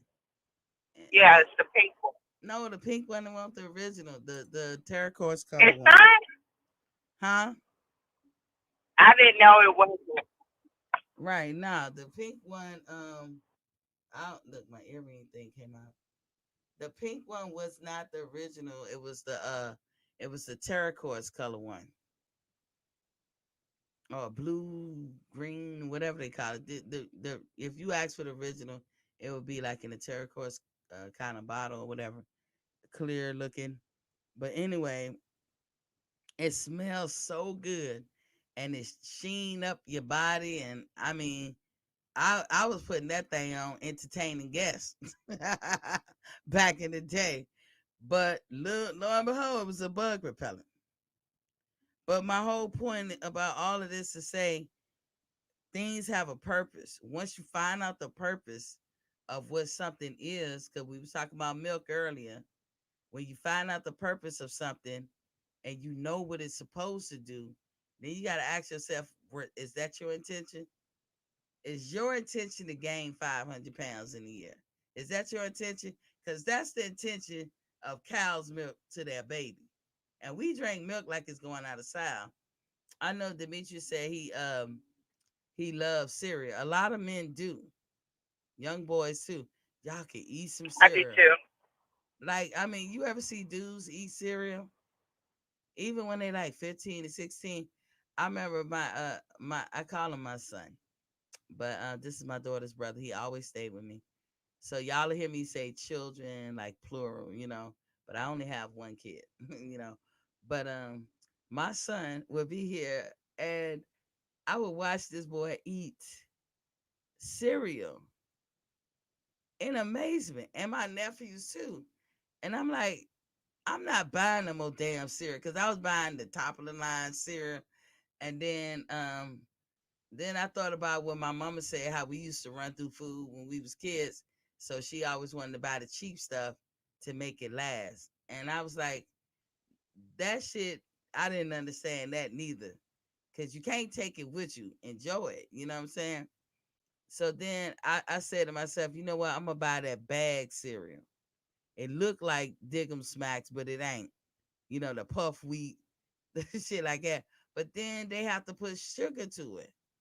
So now your countertop sticky and all this stuff, and I'm like, fuck it. Just get him the sugar cereal. But he could go through a box of cereal in a couple of days. And this is a growing boy. I'll be like, God damn. So I can only imagine when men eat, your big mixing white bowls, they making bowls of cereal with that bowl. Yeah. You do? I don't. I do. I use the small one. But I'm gonna tell you something, and I didn't believe this at the time, but you don't. Your body does not need milk. It does not need milk. Yeah, that's what we've been talking about all day. You ain't hear me when I said it? Yeah, and then it causes mucus. And plaque build up in your veins, and people wonder why they have heart attacks. Shit ain't gonna happen Yeah. overnight. But that's why people have heart attacks. More than likely, it's your coronary arteries, which are very, very small compared to your veins and your um what you call it, the coronary. When I'm gonna just say coronary, but in your heart system, which works with the lungs, it's the arteries and the veins, and they switch off. I ain't gonna get too in depth about it because you don't need to know all that. But just know there's arteries and veins flowing all through that in the heart system. But then you have a coronary part where you have, I'm gonna call them capillaries because that's how small the veins are or the arteries are. Now, either you got a blockage in it, which would be still plaque or something, or in your main arteries and veins that pump, all the blood everywhere and everything, they got a blockage. But this is why people have heart attacks and strokes because it's a blockage, meaning plaque and mucus build up in the vein, just as Miss Dez said. So that's how old were you when you learned that we should never drink milk, Miss Dez? I was 32. That we didn't need milk. And how do we look at milk from a cow? But you know what I'm saying? They frown upon a woman who still breastfeeds. Yeah, but here's the thing. I heard that, and then I said, well, why do, like you just said with the breastfeed? Why do women breastfeed for a long time? We don't need milk because there's no specific time for a woman to stop breastfeeding. If the kid wants it and she want to do it, then keep on. It's not a law that said once they grow teeth. But I can tell you, for me, shit, it wasn't even about the damn teeth. Them gums might as well be razor blades or some shit, or teeth or something. Them shits was tough. And all it Yeah, the way takes is they for a laugh. kid to latch on wrong and bite you. My daughter got 6 good weeks. After that, Miss Teeth was done. I was like, I don't give a fuck what you talking about, Doc. Did you just see what she did? Next time I'm gonna have to hit her. We not doing this no more. But she got the colostrum and all that. But women can breastfeed to kids 4 or 5, whatever. What I'm saying is, what I in my quest to find the answer to a lot of things, I found out that children from baby up have an enzyme that helps them break down dairy products, and it goes away once they turn 8. Now, does that mean, oh, Johnny's 8 today? They still got that enzyme, or next week after they turn 8, the enzyme is still there. I'm saying by the age of 8, that enzyme is no longer supposed to exist in the human body. So if you don't have the enzyme, you just saw the video that talk about the different things you need to break down food, period. The reason why you break down food is so you can break it into properties that you can use so your body can be functioning. Like if you have a car, you're not going to put milk in the gas tank, are you? Because you know it's not going to work. Because the car requires simploma, i.e., gas, 87 octane, 89 octane, or 92, because that's what we have in the States. When you go over to places like Spain, which they call it simploma, they just have 1 octane, or different parts of Europe, they just have 1 octane. It's only us that I've seen in America that have all this variety. But the point is, a car only wants gas. That's what's required. They didn't tell us no substitute. I don't go put diesel in my car because my car wasn't built to run off diesel. I don't put milk, Kool-Aid, liquor. JP5. JP5 is a type of gas, but they use that for aircrafts. I don't put that shit in my car because they told me this is your car. This is the kind of gas it was built to run off. This is what we require for you to put in the gas tank. So if we understand a machine that requires XYZ and we only put XYZ in it, then we should all understand the body, because the body is the perfect machine slash engine ever. That nobody can outdo this machine in design. And not only did God do it once, he did it several times over, because we're not the only mammals on earth. But the way he designed us is to eat. Our fuel is to eat food out of the ground and food that fall off trees. Simply put, that is the way our machine was designed to run. It wasn't designed to run off the Western diet. And this is why people are getting sick and all that. And another truth is, back in the late 1800s during alchemy, and when I told you this is when they learn how to mix things up and make drugs, make this, make that. During those times, all this stuff that food is doing to us now, they knew that then. So we're talking the late 1800s. In the turn of the century, America was on the food industry. They was like, you will not, and I repeat, will not fuck us up like that. You will not put that bullshit in the food. You cannot. And they maintained that control for a while until the late 70s. And now we have like 40 plus years of abuse of food. And what has happened to America since the late 70s? You get some kids, just big as hell, and nobody knows why. You know what I'm saying? But the medicine is in the food. If you taking a pill, that pill has fillers in it. 9 times out of 10, if you have an autoimmune disorder anyway, those fillers are gonna upset you. It's gonna set you off. It's probably gonna start something. But that's just how it is. Like I said, I prefer the shot. That's the type of person I am. So when we talking about food, and what we're gonna put out. I hope I know some of y'all not in the chat today, and we try to be all over the place because I don't want to. I do this for a living, by the way. And I told people if they want any help in getting better with health, that you guys can call in and ask a couple of questions. I answer them to the best of my ability. But you also can email me, and we can all go on the journey. Like I know that Miss Daz is pregnant, but she can go on the journey for as much as how she can do it, being pregnant. Are you willing to do that, Miss Daz? I will try.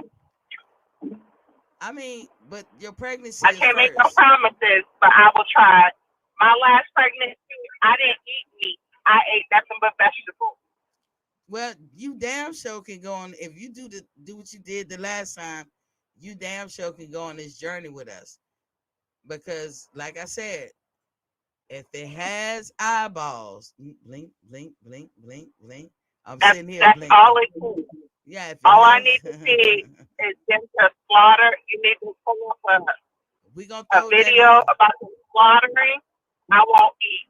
I will not eat meat no Oh more. yeah, yeah, that's true. Des is telling you right. I've seen that before, and it took me over about a year or so to come back to me. Everybody's different, but right now, like I refuse to eat red meat. I refuse to eat it. Meaning red. I know that people can say technically pork is red meat. Technically, it is, but tomato, tomato. I'm not gonna argue that point.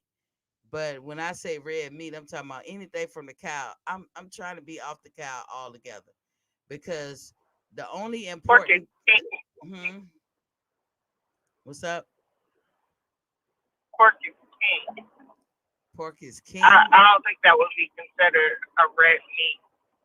It is Would technically. lamb would lamb be considered a red meat? I don't know, but I know pork technically is a red meat. But again, we have been grown up to know pork is pork and cow is Yeah, red meat, and I'm cool with that. That ain't an argument, but that's an argument with chefs against people who don't know. And yeah. I don't even want to have that argument, but I seen that argument go down. I was like, I didn't know that pork is technically a red meat. So when somebody said get off the red meat, they mean that too. But I'm taking it like how I grew up. I don't have to let that go. Pork is pork, red meat is red meat. But what I would say is what Des just said, if you see the slaughter, because these you cannot tell me these animals don't know. They are scared, they're terrified. Just replace them in your mind with people. And just imagine what a person could be going on in their head when they're marching to their doom. The one thing that really got me is a baby is a baby. I don't care that a baby cow is 90 pounds to 100 pounds at birth. It's a baby. And they got feelings and emotion. And when I saw what they do to male baby cows, I can't eat that shit no more. Because a male cow is not worth nothing to them. All they need is one or two, because he gonna populate the whole field. That's all they need really is one bull. So when male cows are born, they kill them right away. Now imagine you're a baby and you was getting all the best care in the world while you was in that womb because your mother was lactating and shit. And then the baby is born, and then they take it to this they like these little cages, and I'm trying to show my hands like imagine right here. Okay, so this let me take this banner down. Let me show you exactly. So this is the cow, the baby cow, and the cage got that much room around it. Okay, my hands. Okay, that much room around it. So they usher the cow in there, and he can't turn sideways. He can't, and he's tied up with a short change, so he can't pull. He has no leverage, and he's crying, and he's sniffling, and he don't know what the fuck. I'm a baby. I want my mommy.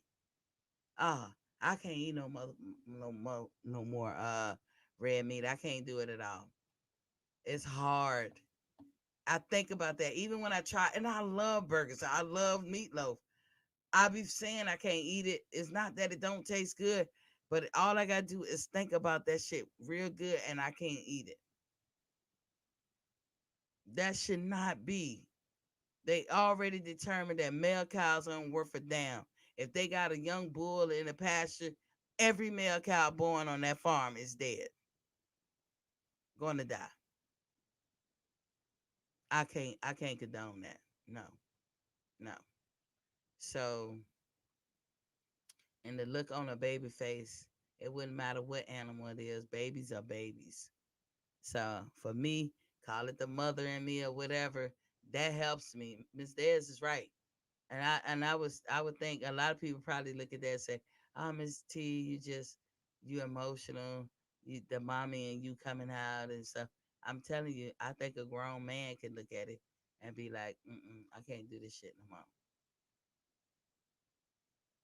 And so that's what helped me stay off the meat. To be honest, when I do, let's say I have a cheat day, not a cheat day that I planned, but I fell off. Like today, them damn steroids, them 2 steroids that I just took, I'm gonna be eating something this afternoon. I'm trying not to, but that hunger, other shit make me eat. And but if I eat, I go to Wings and thing, Wing Stop. Y'all got one of those up there, Des? Wing Stop. No, ma'am. We sing. Girl, they be coming in handy. I'll go to Wingstop and get wings, but I won't get no Yeah, fries. we have Buffalo Wild Wings. Oh, you gotta get that Wingstop. That shit is the bomb. Who own Wingstop, I by the know way? in Florida. Who owns Florida them? was You said Florida, it'll be a whole lot of them. yeah, Florida. Yeah, it's a wing stop. I, I know it's like at least three in Pensacola. Isn't that owned by like Rick Ross or something? Girl, I don't know. Them shits is good now. They good, and you can call them and say, "Hey, you can put your order in," because whenever you go, they got your number or whatever. Look, my eyes getting glazed. I love chickens, but I wasn't going to eat none of that today. I got my juice there. I got my beet juice. I eat beets now. I will not eat beets out of a can, and I will not eat beets in its whole form. But I will juice the hell out of beets and drink. It's so sweet naturally. Like if you got some kale in there, it'll help with the bitterness of the kale because beets are sweet. My mama used to say it all the time, and I'd be like, I still ain't eating it. I hated beets with a passion. I consider offering me beets as an act of war. We lost theirs. But like if you offered me some beets, I considered it an act of war back when I was young. But now I found a way to eat it. Beets are a great antioxidant, meaning it's cleaning out your system, it's detoxing. Again, people, we're not gonna worry about the weight we'll lose. You saw a little bit that only thing that you need to concentrate on with the digestive tract. We always gonna advocate water, whether you're on the diet or not. It's important that we all get on this water tip. We gotta change that about ourselves. To all those new mothers who's getting the memo to not give your baby fucking water, don't listen to that bullshit. I know I'm not your doctor, but any mammal on this earth got to have some water. Now, true enough, I can see why they say it because other mammals, um, let's take a cat for instance. I had the fortunate, you know, opportunity to have a cat. I love cats. I had a couple of cats, but this last cat, but I'm highly allergic to cats, worse than dogs. But I love cats. So my cat Simba, my little Simbalicious, I got him when he was like a week and a couple of days old. So I literally had to nurse him. Like, I got bottles from the pet store because they have them there, and I got cat formula, and I would make his formula, and he knew what I was doing. Like when I went to that part of the counter and I pulled his bottles out, like I had to wash bottles like he was a baby. And cats sound like a baby when they cry and whine. They sound like a human baby. So he would jump on my back with it, he hold on to my back and my butt, and I look back behind me, and be like, "Damn, Simba, I'm going as fast as I can." But he was kind of impatient, so I would make his milk, and then I would warm up some water in the microwave, then sit his milk in it. Same shit I would do for a baby. I nursed this dude all the way up. Not me personally, maybe I should say it differently. I gave him formula. And when he got about 7 weeks, he didn't want the shit no more. He got himself off. But the whole time that I was giving him formula, I never gave him water. He didn't want water. He wanted only milk. So if they coming from that point of view, I see why they say it. I just went all the way to listen to it. So what I would say to this, your average baby can drink 8 ounces of milk for a feeding, right? So sometimes what people been always doing, we never met the mark on what they told us back in the day of how much water a baby need to drink. So what we did, we got that sterilized water or something, or spring water, and we put it in a bottle, and then like a little short bottle, put the top on, and then the baby hungry right now. You stick a bottle in the baby mouth when they kind of hungry. By the time they suck that in, they done drank about 1 or 2 ounces. That's all you needed. That's all you really needed. Uh, Demetrius said Rick Ross owns some franchise, and he said Rick Ross and Jeezy. I think I love that restaurant. It's real simple, but I can not eat meat at all, and have been for about a week, for weeks now. Since I started it back up a couple of weeks ago. But like I said, Demetrius, when you said like I ate a donut today, when I eat my chicken wings today, because I'm sure I'm gonna buy them, because the hunger is kicking in now. When I eat them, I'm not gonna feel that bad. I'm just get back on the horse right after. But the steroids that I take as medicine, it just, you said why beets? Why my beets in a can? Maybe you like it like that. I can't. I can't. If you going first of all, anything, remember we was talking earlier about preservatives. Everything in the can has preservatives. Preservatives gonna be whatever they needed to pack it with, so they can, so it doesn't, so it can't, what I'm trying to say, what's the word, I'm having foggy mind today. You pack it in, you do the preservatives so it don't decompose, right? Because if you didn't use preservatives, shit would decompose within days, like in a couple of days. So you don't want that, right? So when they use whatever to pack, when they use the preservatives to pack stuff in the can, what's the highest ingredient on canned goods in general? And you saying why not beets in a can? Because canned goods got preservatives and a lot of sodium. Sodium is another name but of salt. Do we need salt? Yes. You need salt just as much as you need water. You can catch cancer from not having the proper amount of iodine in your diet. However, you don't need that salt because that shit is not real. It's preservatives. It has a purpose to preserve for an undisclosed amount of time. You could put a can of beets in your cabinet or cabinetry and come back next year and eat it. It's too much sodium. I have a heart condition. I don't do canned food hardly anymore. Do I have some canned food in here? Yes, because I have like soup. I have those little weenies, the armor weenies and stuff, because I give it to my dogs. I used to always get vegetarian beans until I learned how to make them myself. So I know how to make it myself. Tastes like the kind in the can. What else? We really don't have a lot of canned goods in the house.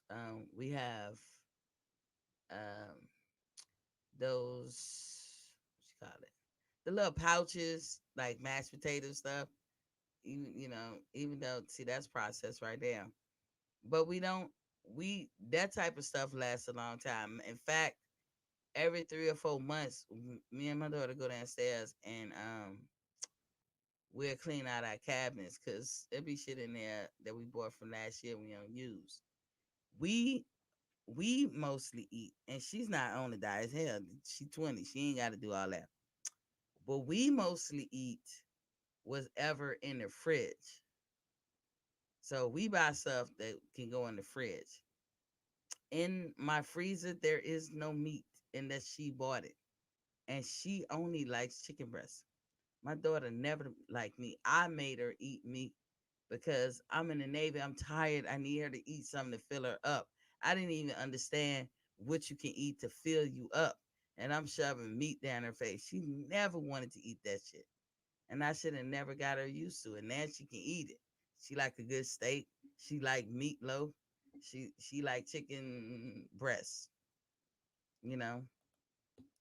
Demetria said, "Did you answer the question about the bread?" Yeah, I did.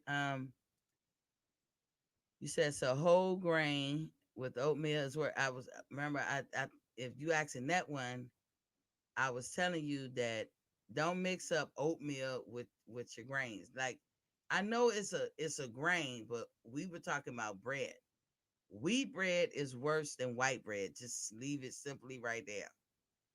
Because in my day, we were brought up to believe that wheat bread was so much better than white bread. Matter of fact, my family on my dad's side, every time we went over there, I loved it because they ate shit that we couldn't eat at home. My mom never let us eat pork of any kind. In fact, if I wanted a pack of cookies and it said lard on the back, she wouldn't let me eat it. And I don't know if it had more to do with the expensiveness of certain products, or was it that was her trying to help her kids stay healthy. There was no Burger King and McDonald's on the regular, not with us. The only time we really ate that, and I mean literally, I'm not saying my mom could never ever buy us that, but it never really happened. The only time that, like, I could say for me and my sister, when we were able to eat something like a Burger King or McDonald's, is if my daddy had us. If we was with him for the weekend, and on the way home, that was his way. I fed them. We won't complaining because until he come back and pick us up again, we ain't gonna never see that again. So I didn't grow up eating pork. So for me to count out pork, it wasn't hard. All my adult life, I hardly ever buy pork. I hardly ever buy bacon. I have once or twice. I can count on my hands how many times I had to bring bacon up in my house or sauce. I don't buy that stuff. And it got more to do with I'm just not used to it. So wheat bread, she was taught that was the bee's knees. I swear, I don't know how much damage wheat bread has done, but it has done a lot of damage to Americans. It has. It just had. It tastes good though. Now, if you're gonna eat wheat, I'm not telling you not to eat wheat bread. Don't ever eat wheat bread, but eat it in moderation. In fact, I was a person that ate bread every day. I don't anymore. It's rare when I eat bread. I don't need to eat bread at all. I like oatmeal though. So if when I go back to whatever foods I'm going to eat, that's going to be on my list too. You said, what about frozen fruits? That's bad too. No, it's not. Again, it's it's all about the texture and how you like to eat it, Demetri. So for me, I like the shot. My whole theory is the shot. I go to the doctor because I said food for me is my medicine, right? So if it's my medicine, if you let that food be that medicine, then if I go to the doctor and I need medicine, I'll be like, can you give me the shot? So if I'm eating food, you know what I do? I juice it. But I don't eat no meat right now. I'm not anti-meat. I can't wait to get back to eating meat. But right now I gotta go and I'm determined to reach my goal. So right now I'm not eating meat. But please don't take it as I'll never eat meat. Because when I reach my goal, I'm gonna incorporate some meat. I will go back to eating turkey. And I rarely eat turkey throughout the year. So really I'm only eating chicken, but I won't fry it. And the other meat gonna be tuna. And maybe the other meat would be crab legs. But I'm not going back to red meat. I can't do it. Only red meat that I can see me eating, and I mean every blue moon, is gonna be a steak. That's it. Because even though I love, love, love steak, who the hell eats steak every day? or once a week or something like that? Mm-mm. We were just when we were in here not dieting, we would eat steak like twice a month, but we spare no expense though up in this bitch. We'll get a T-bone, a huge ass T-bone. Each person get a T-bone, or we get ribeyes. If I don't give a damn if I spend $100 on these steaks. Everybody gonna get a big ass steak when we do eat them. But that was usually twice a month, so it wasn't about the money, all that. We just don't nobody eat steak every day like that. But everybody seem to eat some kind of form of ground beef. But I won't do it no more. I just ain't. And I'm gonna keep on using that little tactic of thinking about the baby male cow who, you know, gets slaughtered pretty much right after birth. They can't feed it. That's what I'm saying. You can't feed the cow something where it's gonna, eventually kill them where they don't know it to sneak up on them and something like that.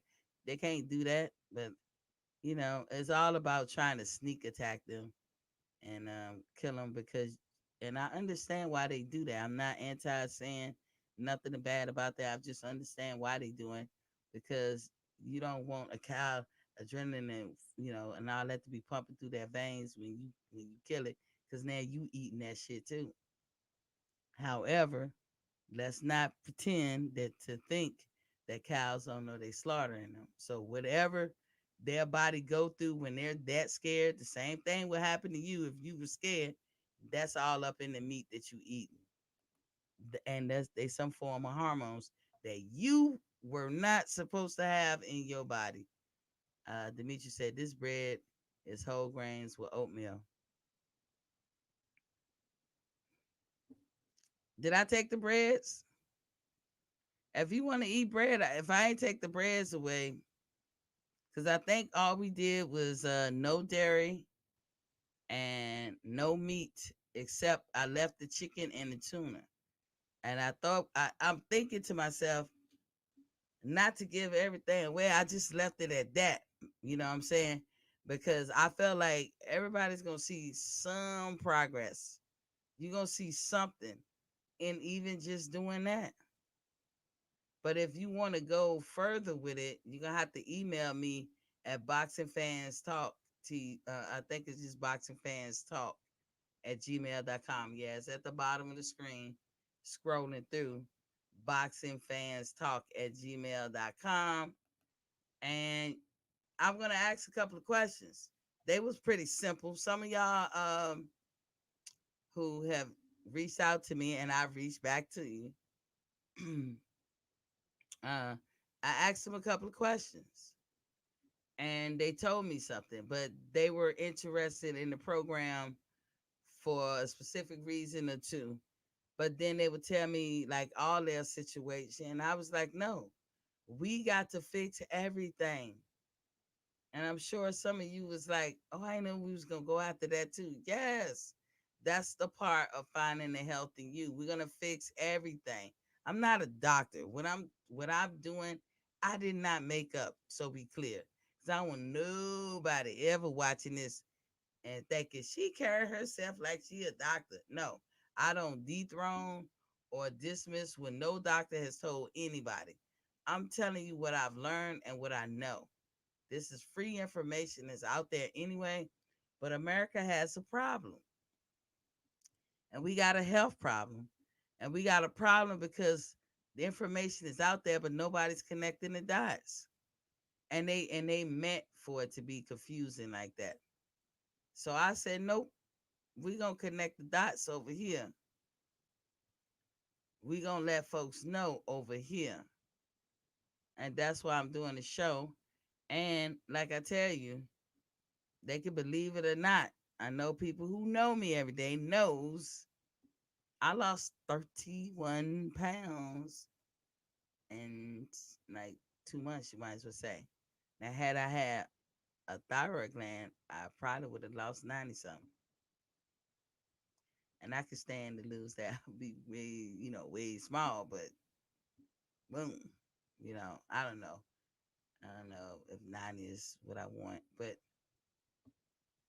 I lost 31 pounds. I still got weight to lose, but I don't approach it like that. I approach it like I'm trying to get healthy. Cause as I told y'all before, when you are healthy, the byproduct automatically, whether you wanted it to or not, is the loss of weight. And I mean the loss of weight fast. And it's not a gimmick. And it's not something like, oh, when I stopped doing this, I gained it back. It took you a long time to put that shit on. It's going to take you a long time to get them shits off. So just keep that in mind. Keep in mind what we're talking about. I bring up different things about the body and how it works. Every day on the boxing show we do, I always do a water check, because that's the most important thing. Whether you do my plan or not, I don't care what plan you do. If you ain't drink enough water, it ain't gonna work. The other thing I said, when we can't quantify or qualify this part, but sleep, you have to go to bed. I don't care what diet you do. If you don't sleep, it ain't gonna work. Now, why you can't sleep? Probably not the most common reason would be because you're up worrying. You thinking too much.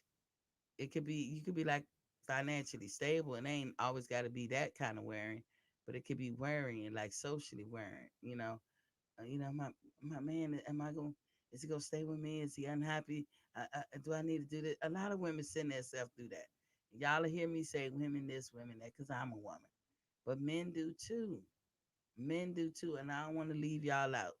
That's why I'm saying this. I don't want to leave y'all out. A lot of things I be thinking from a woman's perspective, but you best believe I advocate anything that can go both ways. I don't want to leave nobody out.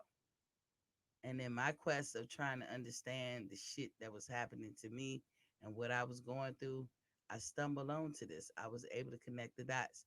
Something I couldn't do at 20s and my 30s. Some of y'all can be like, you a dumb bitch. Like, I've been knew that. It doesn't make you dumb or smarter. Some people catch it, some people don't. Like, catch on to it, I should say. I didn't catch on to it. I had enough on my plate trying to get through the military, being sick all the time, and don't know why. Because I promise you, I've never, until lately, I've never went to a doctor and they say you got autoimmune disorders. I had them all my life. But it ain't till here lately do they say that. You could never get rid of the fact that you are a person prone to having autoimmune disorders,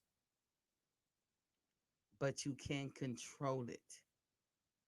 But as me and Dad said, it can kill you. If you look at autoimmune disorder, if that's hard to say, but that just seemed foreign to you, say um, allergies. Shit could kill you. But some people, that's something that they can pick right up. An allergy. Allergies could kill you. Yes. Matter of fact, historically, people used to live, they had a shorter life expectancy, like 30, 40 years old.